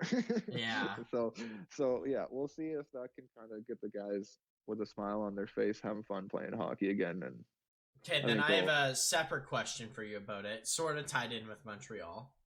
Who are your bottom 5 teams in order of last to right now, to fifth last? Like, to finish the year, what do you think based off what you've seen so far? Well, obviously I got Zona. Zona is the last. Now. Okay, so let's say your bottom 4 minus Arizona, because everyone's should be Arizona and dead last. Like, yeah, you would think so. They're probably the worst team ever. So my early season predictions were Buffalo down there. I do think it'll be Buffalo second last. Okay, Man, yeah, I do too. I'd love to believe in them to do decent, but I just don't know how they'll string enough wins together to keep it going. Like teams like Anaheim, or something that I thought could be in the basement. That could be a little bit closer to the basement, but like I had them at 27th, hey, so is that fifth last? 32, 31. So no, not quite. No, they're not in the. I didn't have Anaheim in my bottom 5 or anything, right. But I do have Ottawa. I'd probably be Ottawa, maybe third for me right now. Is kind of how I'm feeling at the moment. But it could be Nashville. I kind of have a war between those two. Or not Nashville. Sorry, I was about to say San Jose. Okay. San Jose. Yeah. Kind of having a war with those two teams right now. And then Detroit. Maybe. Detroit. But right now I'm feeling like Columbus might have a worse go at it. You know, once it gets down to later in the season and stuff like that, I think they might find ways to lose a lot of games, and I think Detroit will find ways to win a few more than them. So I'd say I'd probably throw Columbus in there. So Zona, Buffalo, San Jose, Ottawa. I'd almost put San Jose above Ottawa just because of how Ottawa's having fun. I'd almost put Ottawa second instead of Buffalo. So, but I'll give you the Columbus. Group of 5. That'd be my group of 5 right now. Okay, I'm just curious because mine's slightly different, not by much, but I don't love how Ottawa's playing, but they got a lot. They're getting, like we just mentioned, they're getting screwed. By the season, I think this year's Vancouver Canucks. Yes, very much so. Last place Arizona, without question. I think second last will be Buffalo as well. They gotta fall off completely at some point. I'm hearing a lot of people say I probably see an 8-game losing streak out of this Buffalo team at some point, which is hard to disagree. At some point. Yeah, like I was saying, like before Touch gets back, man, like hopefully you guys can get through this this little month or two here, because this could be exactly 8-game losing streak, win a game or two and going another 4 or 5, and for sure. But it all depends. Like, let's see. Like, what if Dallin actually plays hockey? Maybe they, like I said, I don't know. It's ugly. It's not looking good. So I go Arizona. I go Buffalo. I go. It's tough, but like, I'm just gonna list some of the teams I have in there quick. I got Arizona, Buffalo in there. I'm probably closely putting Seattle. Like the way they're playing, it's hard to turn that around at all. To not be a playoff team. They're digging a big hole right now, and they're a team that doesn't have time to. Yeah, my quick keep playing this way right now with Seattle is like they're not even as good as Detroit. Which nowhere near. I think Detroit's way better. I think Columbus has been better almost. And I put Columbus almost in my bottom 5. But I guarantee my 4th and 5th team is probably every time going to be Montreal, Ottawa.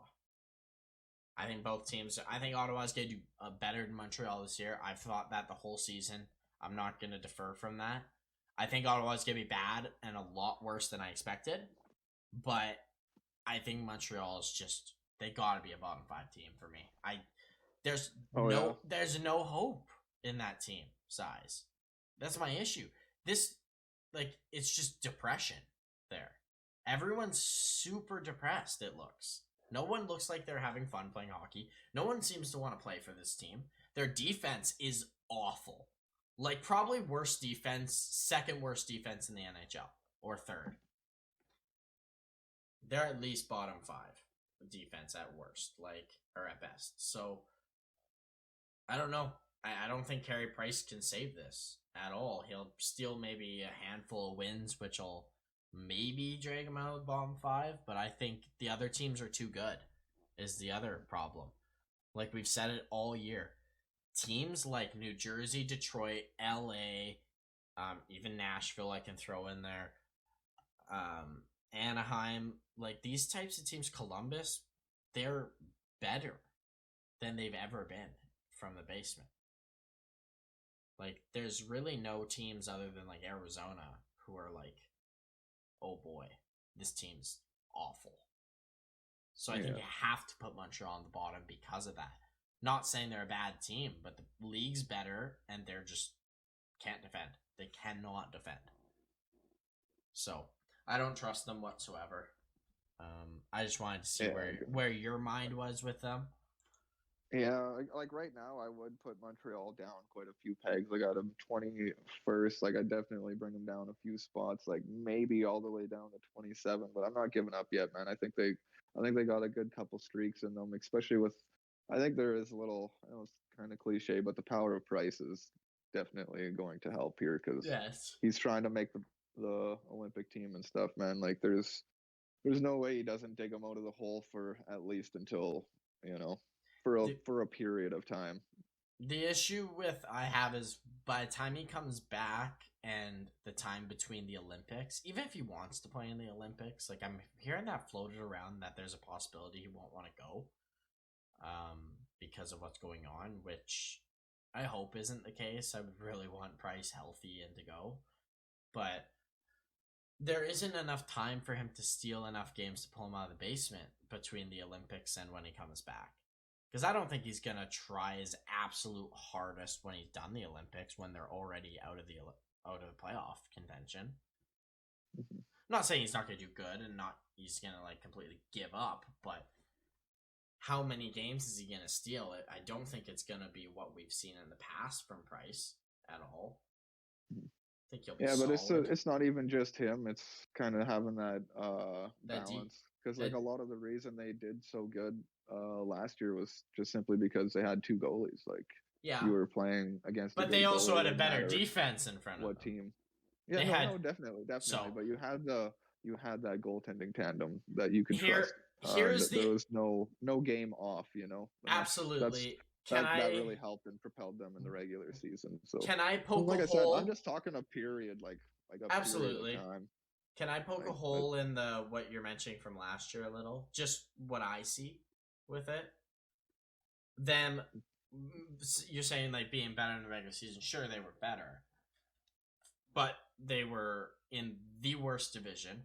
Didn't play every team, and I'm not just saying this like to say, oh, you're wrong with this. I'm just saying I don't think it's the same case this year because they're playing every team. So they were in a bad division. And they still barely made playoffs. They shouldn't have made playoffs. In a regular, normal NHL season, they don't make playoffs. And ever. So, they were already a bad team last year. Like, people have to stop looking at Montreal as, whoa, they went to Stanley Cup final. They're a Stanley Cup finalist. They're not. It was a fluke, for the most part. They worked hard. They worked their asses off, and they outworked teams, for sure. But that's a one-off. That's not going to happen again in the next 10 years. We're not going to see that big of an underdog do the Cup final again for another 10 years. So exactly. Hey. Right? It's just nice to have 2 goalies, Absolutely. Like, I will 100% agree with that. And then you just got like, your mediocre backup goalie or whatever. Yep. Or a young guy in Caden Primo. Because Montembeau's pretty bad, yeah. I don't really like. But no, it's just with people freaking out about Montreal. I don't see what's the reason of freaking out when this is probably what you should have expected.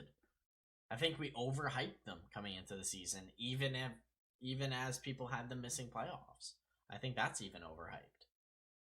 Yeah, you gotta wonder. You gotta wonder. They I'm not. lost I'm not two hopping off that centers. Yeah, train they yet, but lost two big centers last year. I know they replaced one with Dvorak, but sometimes people don't gel right away. Look, Pierre-Luc Dubois last year. Like their goalie's out. They lost their captain and Shea Weber. Like lots of bad stuff. The Bergevin stuff. They've been in bad press for a while too. Like I'm sure that's hanging over players' heads. It's just a bad situation. So yeah, definitely wouldn't be surprised to see them very, very low. But absolutely. So let's move on. I wanted to bring up the Leafs, and we won't spend too much time on them, but they did make a trade technically, so kind of have to talk about that.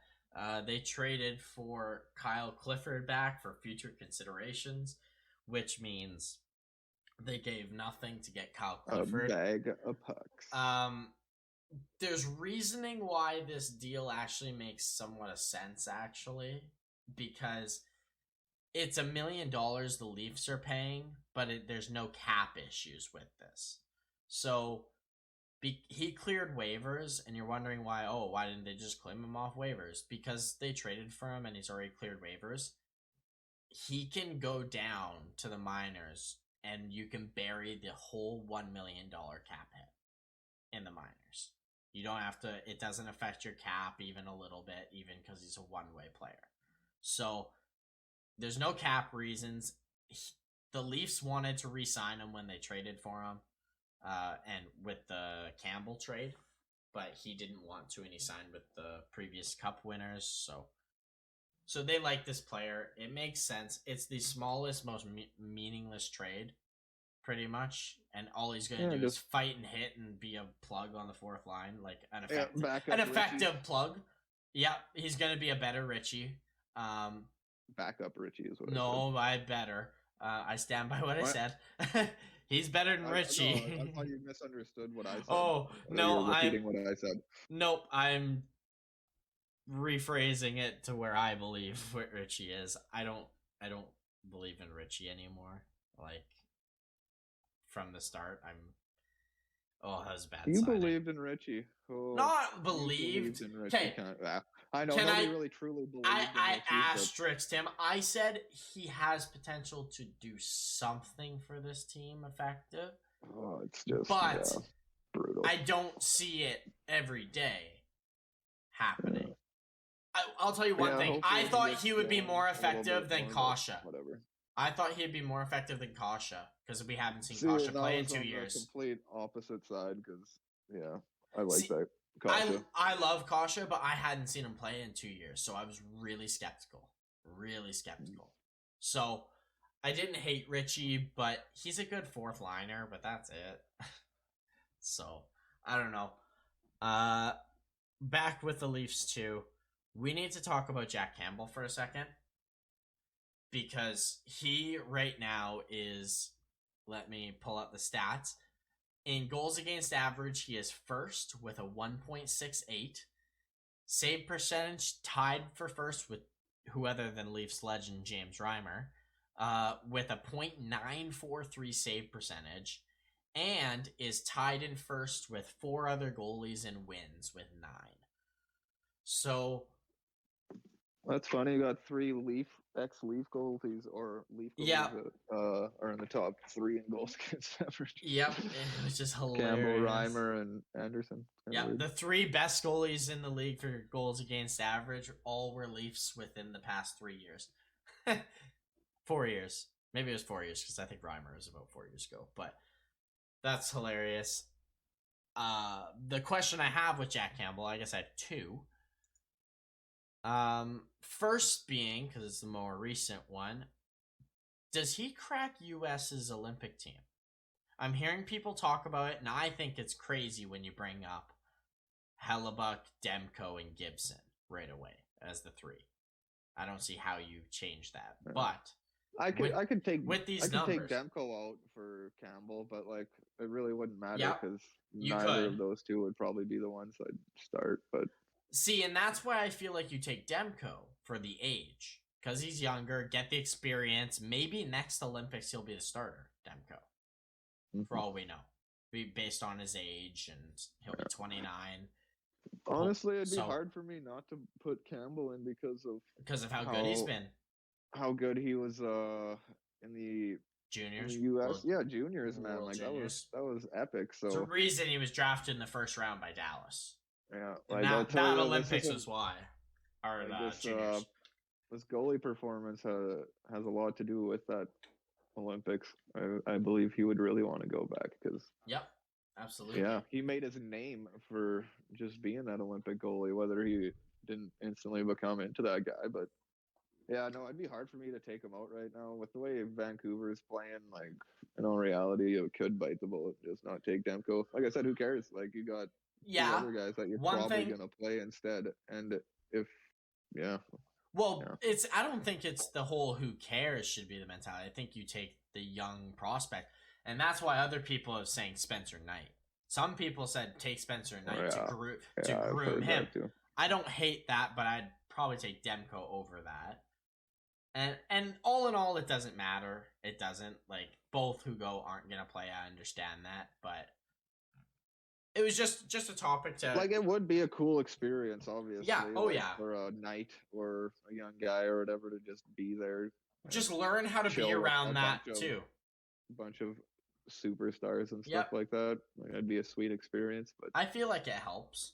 It helps players. I don't know. So I don't know. It's just when it comes down to the Olympics, you bring like the best of the best because absolutely you deserve it. You know, like you. But when that's when you're talking about the line being so close.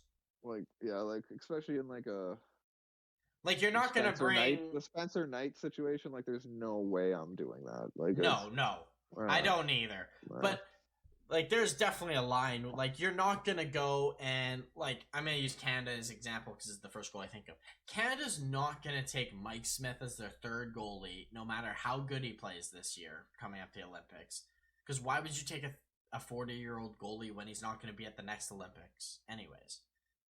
Right? So like, if there's an older goalie, that's where the logic comes in. Like, why would you even bring him when you got two other goalies who are gonna start and are better? Yeah. So. Yeah.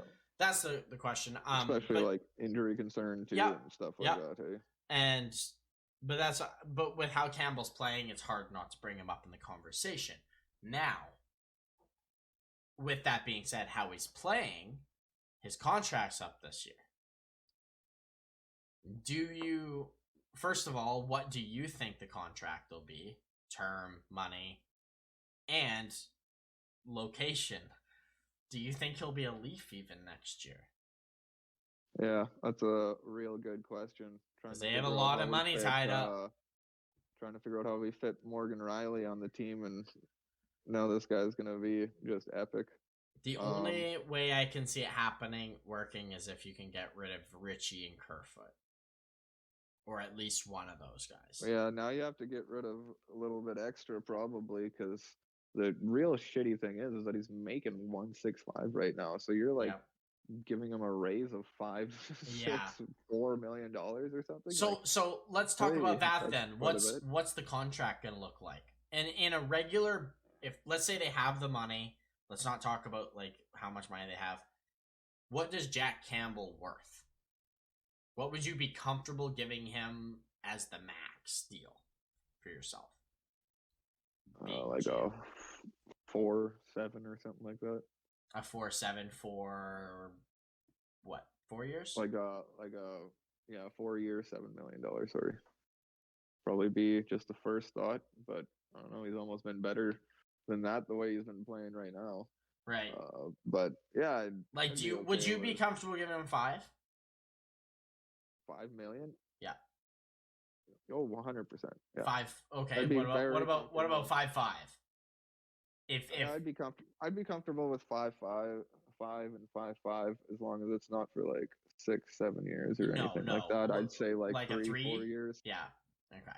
That's why I was just curious. So based on that, I'd go. But honestly, if in this situation, like goalies are so sketchy, and I understand it. I like to trust goalies as much as possible. But I'd almost just go for like a 2-year deal or another 1 year prove it contract again A or 1 something year, like that. $5 million or something. Like, Yeah, hey, because do it's it just again. tough to like. Sorry, man. Like you're like 30 and you just did this for like a couple years now. Like it's not that I don't believe in you. It's just like we have no idea what to pay you. You know, like No, it's it tough. takes 2 years, 3 years for you to really understand what type of goalie we got going on. Like Well, Saros got 5 mil when he could have taken like a small deal yeah. for a couple years, and then what would they have had to pay him now? Like, geez, Yep. not five. Yeah, it It would would be have like been more than 7. five. So Like 7 maybe or the 8. smart thing to do is give him 6 mil or 6 years at $5 million, and hopefully he stays a goalie. But The issue is the age for me. That's it. exactly If he's 26, I say give him a 7-year deal, 6-year deal, whatever. I'm fine with that. five or something. Hey, five Yeah, plus deal. I'd be yeah, okay with 5 that. plus deal if he's like 26, 27. I'd be okay with. I'd be way more comfortable. Yeah, As a I don't know. 29, 30-year-old when this is done, like, what is a safe deal? 3 years, 4 years as a max, probably. Probably till he's 34 is where you want him to kind of give the reins to someone else, probably. So I don't know. It's tough, and this Mrazek contract does not make it easier because he's not even playing, and he's making 3.8 for 3 years. Well, the good thing is that if Campbell's going to find himself into an ace here and be an ace, they can trade it and shed that contract. So that does free Somehow. up a little bit of money. Yeah, exactly. They're the Leafs, so nobody cares about their cap situation. Nobody, yeah, who wants to help them? If I'm any team, I say fuck you. Deal with it. Yeah.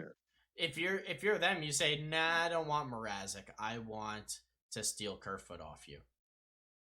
Yeah, like they'll have to trade those guys first, probably. Or I want to steal like TJ Brody, Travis Dermott off you, like. Yeah. Whoever. Yeah, no, they'll have to make a big move like that this off season to get the ball rolling to be able to move a Mrazek, because like Mrazek's not going to be the cap shed. Nobody will pay for him. You'll have to pay out unless he comes back. Unless he comes back late and plays well, and maybe you can convince Arizona to take him for like a. Oh, never mind. You couldn't take Arizona because he has a 10-team no trade clause. So good luck with that. I think he's going to be a Leaf the rest of his contract. And I'm not saying that he has no value. It's just that he's a good goalie. If they're he's just injury a team like this and they only just try to trade Mrazek in the offseason, like that's the first thing they're doing in the offseason, like good luck making that deal. It won't happen. You'll have to pay out just to get rid of him if that's what you want to do, and try to keep your team or something if that's possible. I think what you do like I said, you got to go out. People got to trade for the guys they actually want. And get those value guys. That opens the cap room up a little bit, and then that eases the GMs on you, and you're not just in a whole kerfuffle of nobody will even trade with me because they know I'm screwed in the cap, or they won't give me anything, or it won't give me fair value or anything like that. Because there's still like you can get your third and fourth or something out of Mrazek, or I don't know what you get out of Mrazek. Oh, you could steal Mrazek for Vegas got rid of the Vezina winning goalie for nothing this year because of his contract on a 1-year deal. Yeah, and they traded for Leonard for like piss all the way back. Yeah. Too, so goalies you can get when teams don't want them anymore, they have no value. It does seem like that, yeah. Because it's not like where you can.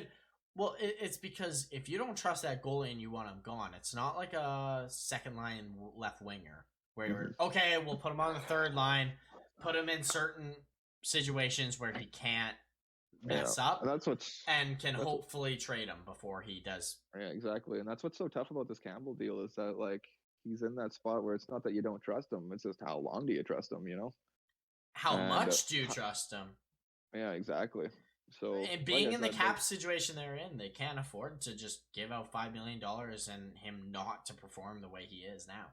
Yeah, exactly. Are you willing to give out a Zach Hyman contract to him, or even a higher contract than that? And if you don't, like, are you going to? What's do this the again? Goaltending? What's the goaltending situation then?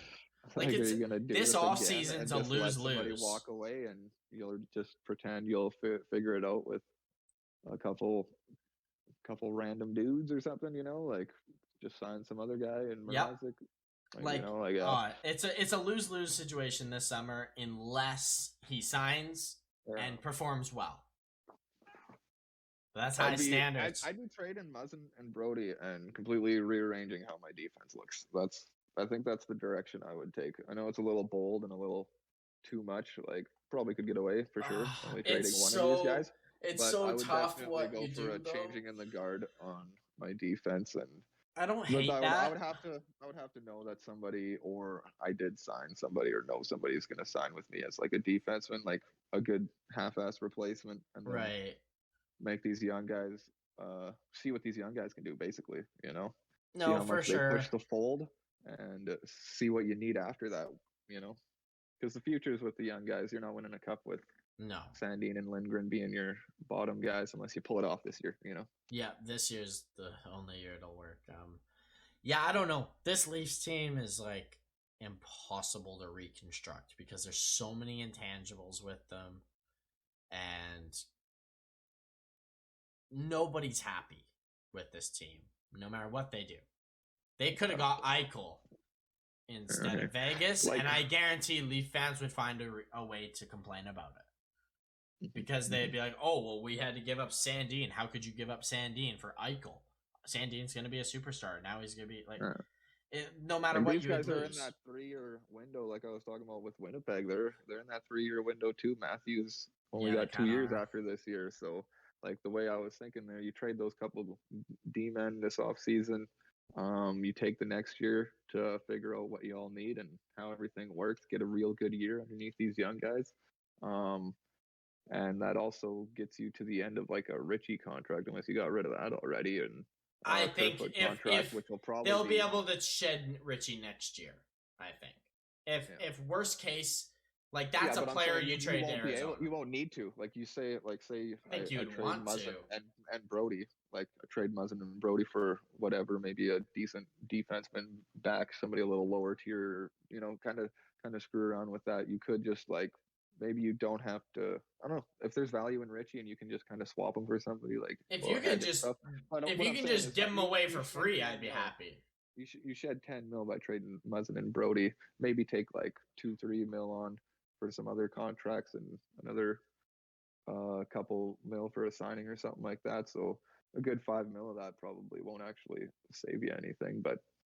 That's the issue. It's the cap isn't the issue though with a TJ Brody and a Jake Muzzin.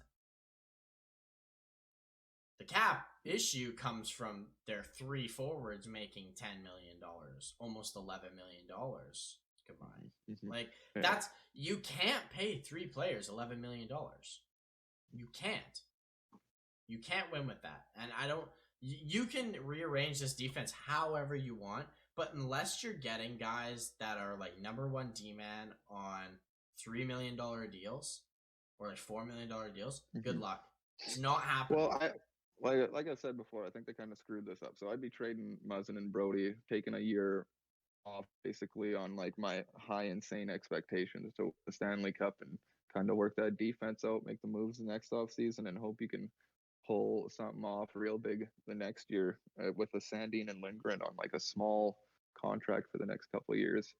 And trading those 2 guys can make sure you got your forward group together, kind of keep that going, and you don't have to get rid of like a Kerfoot, which may be a guy that wants to stick around. And see, it's crazy that you're saying you would rather get like me. It's crazy you're getting rid of Muzzin. Yeah, like I don't know. I just don't like them even trading for Muzzin and getting Brody when they got him. Those weren't the guys I wanted on this team or thought this team needed. Not that they aren't types of players they needed. It's just aren't the guys I would have wanted. And that's crazy you say that. I'd be getting rid of those guys and trying to switch up this defense a little bit and get a different kind of look at that. And then in a couple of years, your forward group can kind of you'll figure something out in the next couple of years with some of these guys. Maybe you can find some placements for these top lines and get that 3rd line, 4th line really figured out.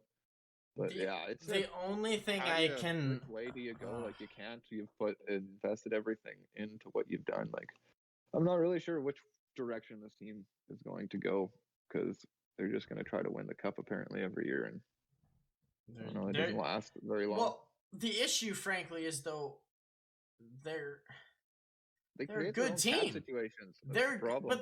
They're a good team. Is the issue? They're a really good team. They just don't win.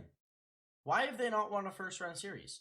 It's definitely not Dubas's fault. He's done everything he can for this team. It's not the coach's fault. They've changed that. It's in their heads. Like, they're superstars. When it comes down to just getting that last win, let off the gas. And that's not, like, you need to have that urgency to win. They don't have it. And I don't know what. I think they've constructed this team the best they could. Do I think they could have saved a shit ton more cap? Absolutely. I think everyone will agree with that. Did they cave with contracts? Yes. I think they could have grew the team instead of. I think that a little bit. To an extent, I agree. To an extent, I agree. But when you have a player teams. Hey, you said it yourself. Did they really need to move Kadri? Yeah, whether the fans hate that's him or true. not, they could have been like, no, like this guy's a perfect second line center. We're not perfect he's not third cost line us center. $10 million or something like that.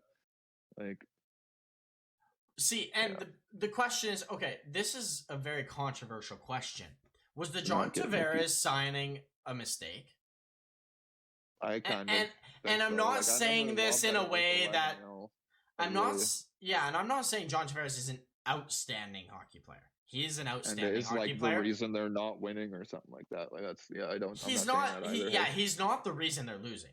They are winning right now, anyways. But like, he's definitely not the detriment of the team.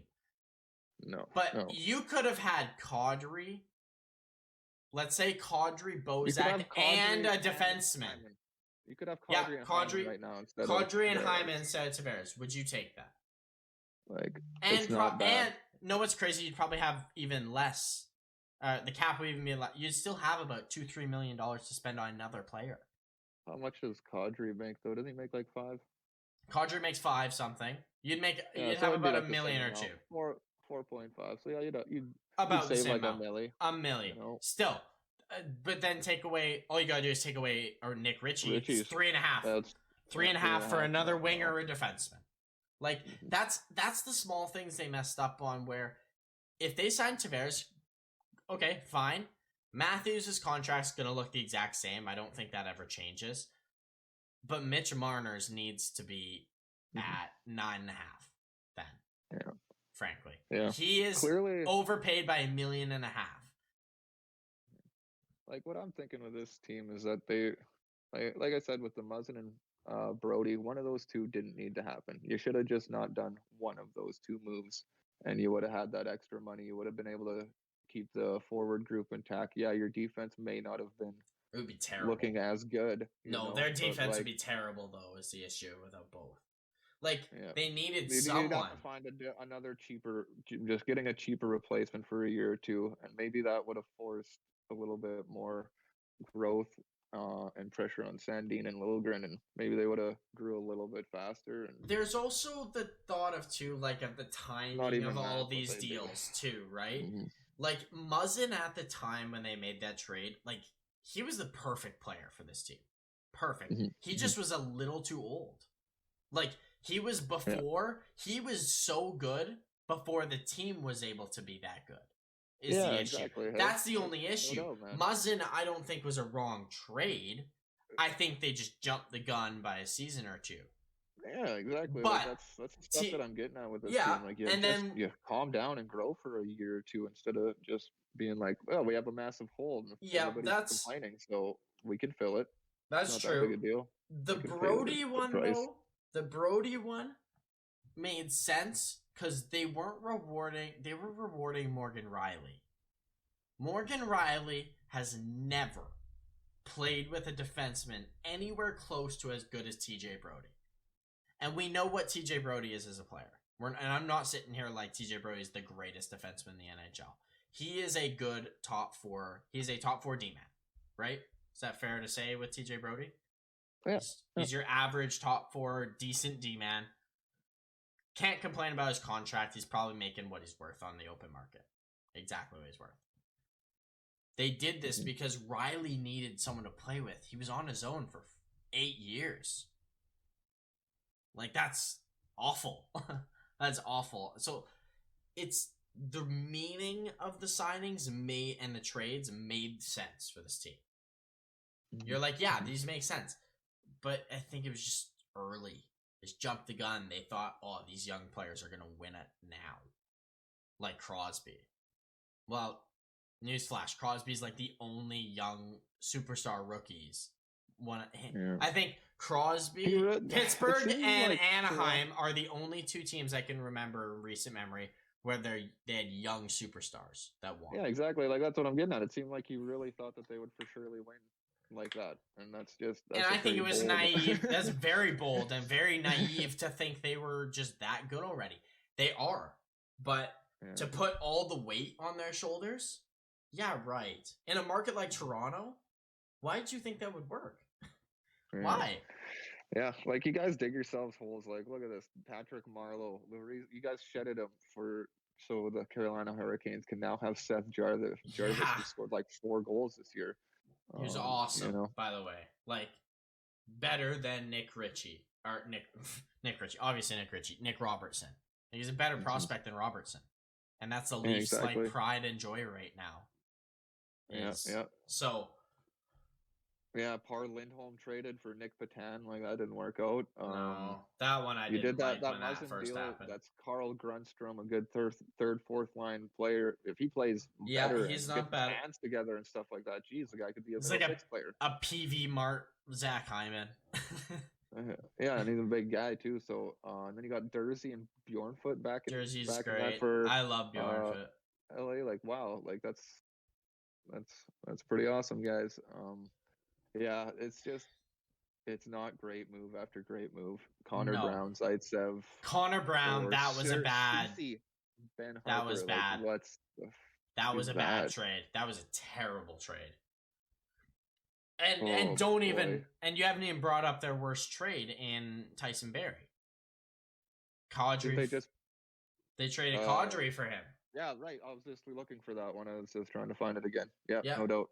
Like that is the worst Leafs trade in the past 10 years. You're stuck in this whole crazy, oh no, what do we do here sort of thing. And we need this D-man. We need this, hey, like, just desperate or something like that. Hey, like, yeah. God damn, they just can't stand letting down their fan base and not have, like, the best defense or not do that thing everybody's screaming about, you know? Like, if they don't do it, apparently, like, they'll just cut their head off and you won't be the GM. Like, if that's the case, like, be a man and be like, whatever, I'll get fired if you guys are mad at me for not getting an extra D-man. Like, what if you had Kadri and these 2 centermen above them and you never went and got Barry, you never went and got else.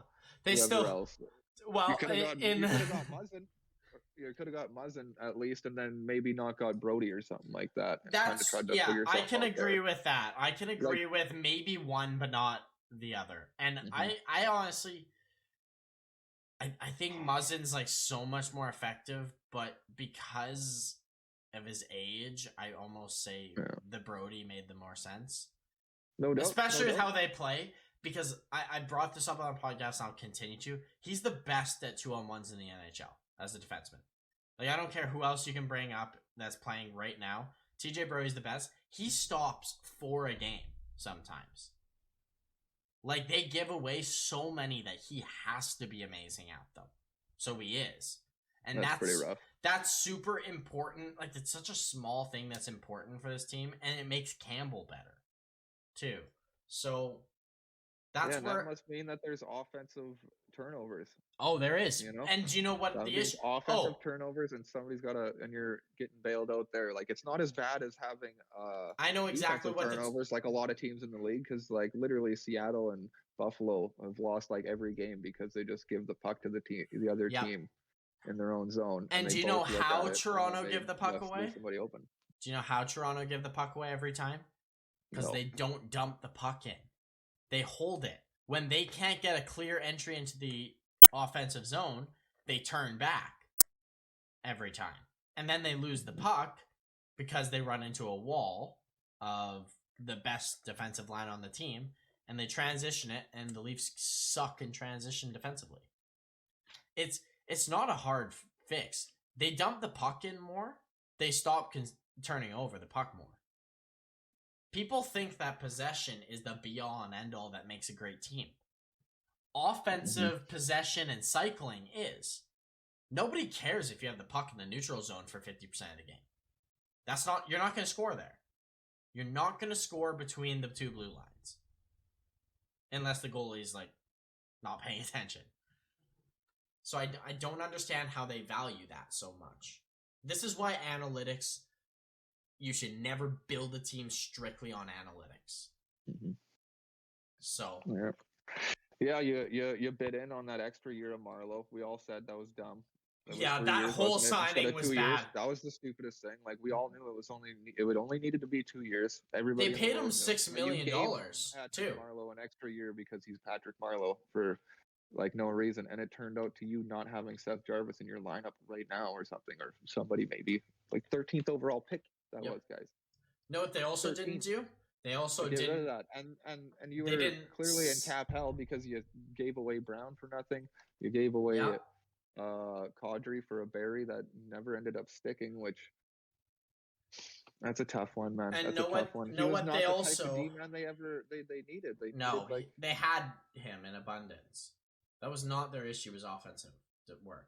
Like, Tyson Barrie will score lots of points, and he's probably one of the best defensemen in the league at just getting points. But they had a Riley that was doing. They had Riley who was and stuff like that. He was amazing. I'm pretty sure that was the year he like lit it up and got like 60 points, 70 points. 1920. Yeah, like he was already your guy. He was number one power play. Like, it didn't make sense for him. Yeah. Another mistake they made too. I hate talking about the Leafs so much, but it's just like you guys were like a couple dumb moves. Like, it's not even like something crazy. Like, it's as simple as like, why did you like everybody knew that was dumb. Why did you sign Marleau for that extra year? That made absolutely no sense. Like, everybody knew it from the start. So like, just weird stuff like that created you to put yourself in situations that, like, you screwed up your own team, and then now all of a sudden you've got holes and stuff. Well, no, it's because you put yourself in a scenario where you had to trade Brown and Kadri and Zaitsev, and now you're like, shit, you know? Yep. Yeah. Exactly. And it's funny you bring up Brown, because I think he would be the best player the Leafs could ever want right now. He is exactly what the Leafs need. Is a Connor Brown, Tyler Bertuzzi, Zach Hyman. Like, that is what they need on this team. Yeah, he makes $4 million. Yeah. Connor Brown is like one of the best value contracts. If the Leafs are smart, that's who they go and get back.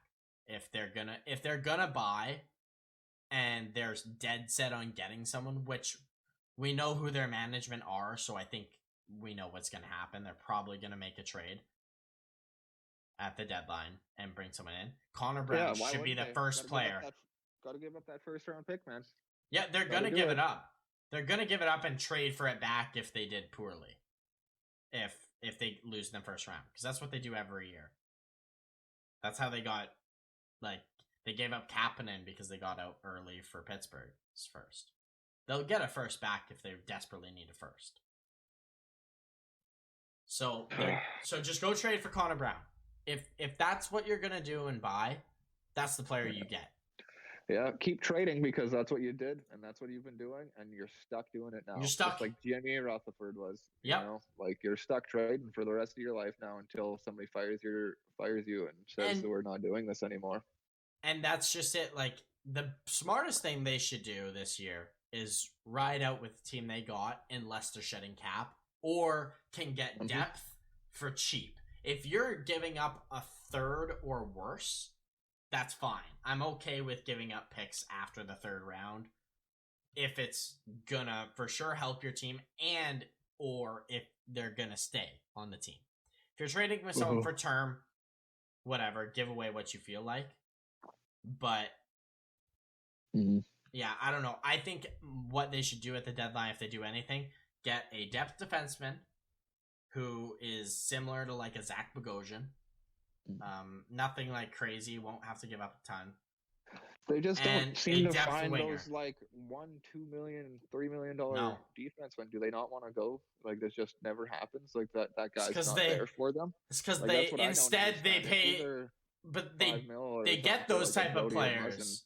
or they like They get did those Hall type of come players, up but through then the pay system? them. They pay them so much money. Yeah, Hall came up through their system, but like Yeah, and they that's pay them only all money. $2 million Zaitsev, guy, so. look at Zaitsev.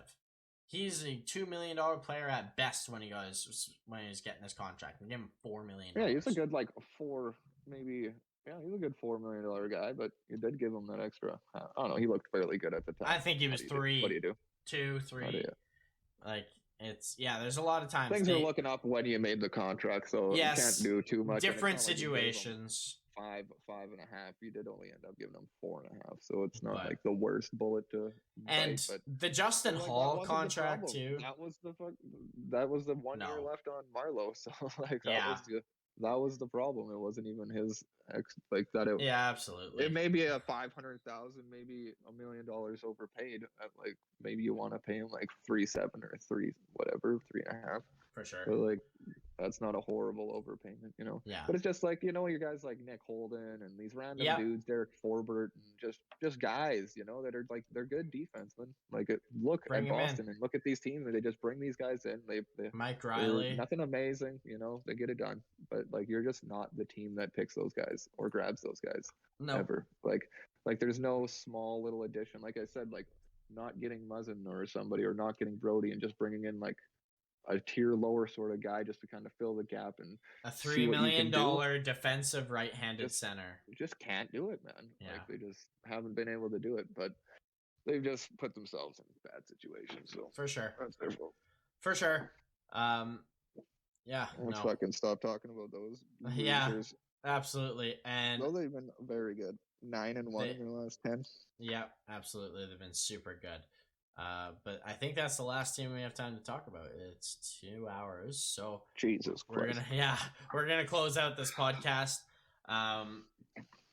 Go follow our social medias on Twitter, Instagram, and YouTube. Chase and I are actually working on stuff today. Hopefully, I'll have stuff out in the soon weeks on YouTube. So keep an eye out for that.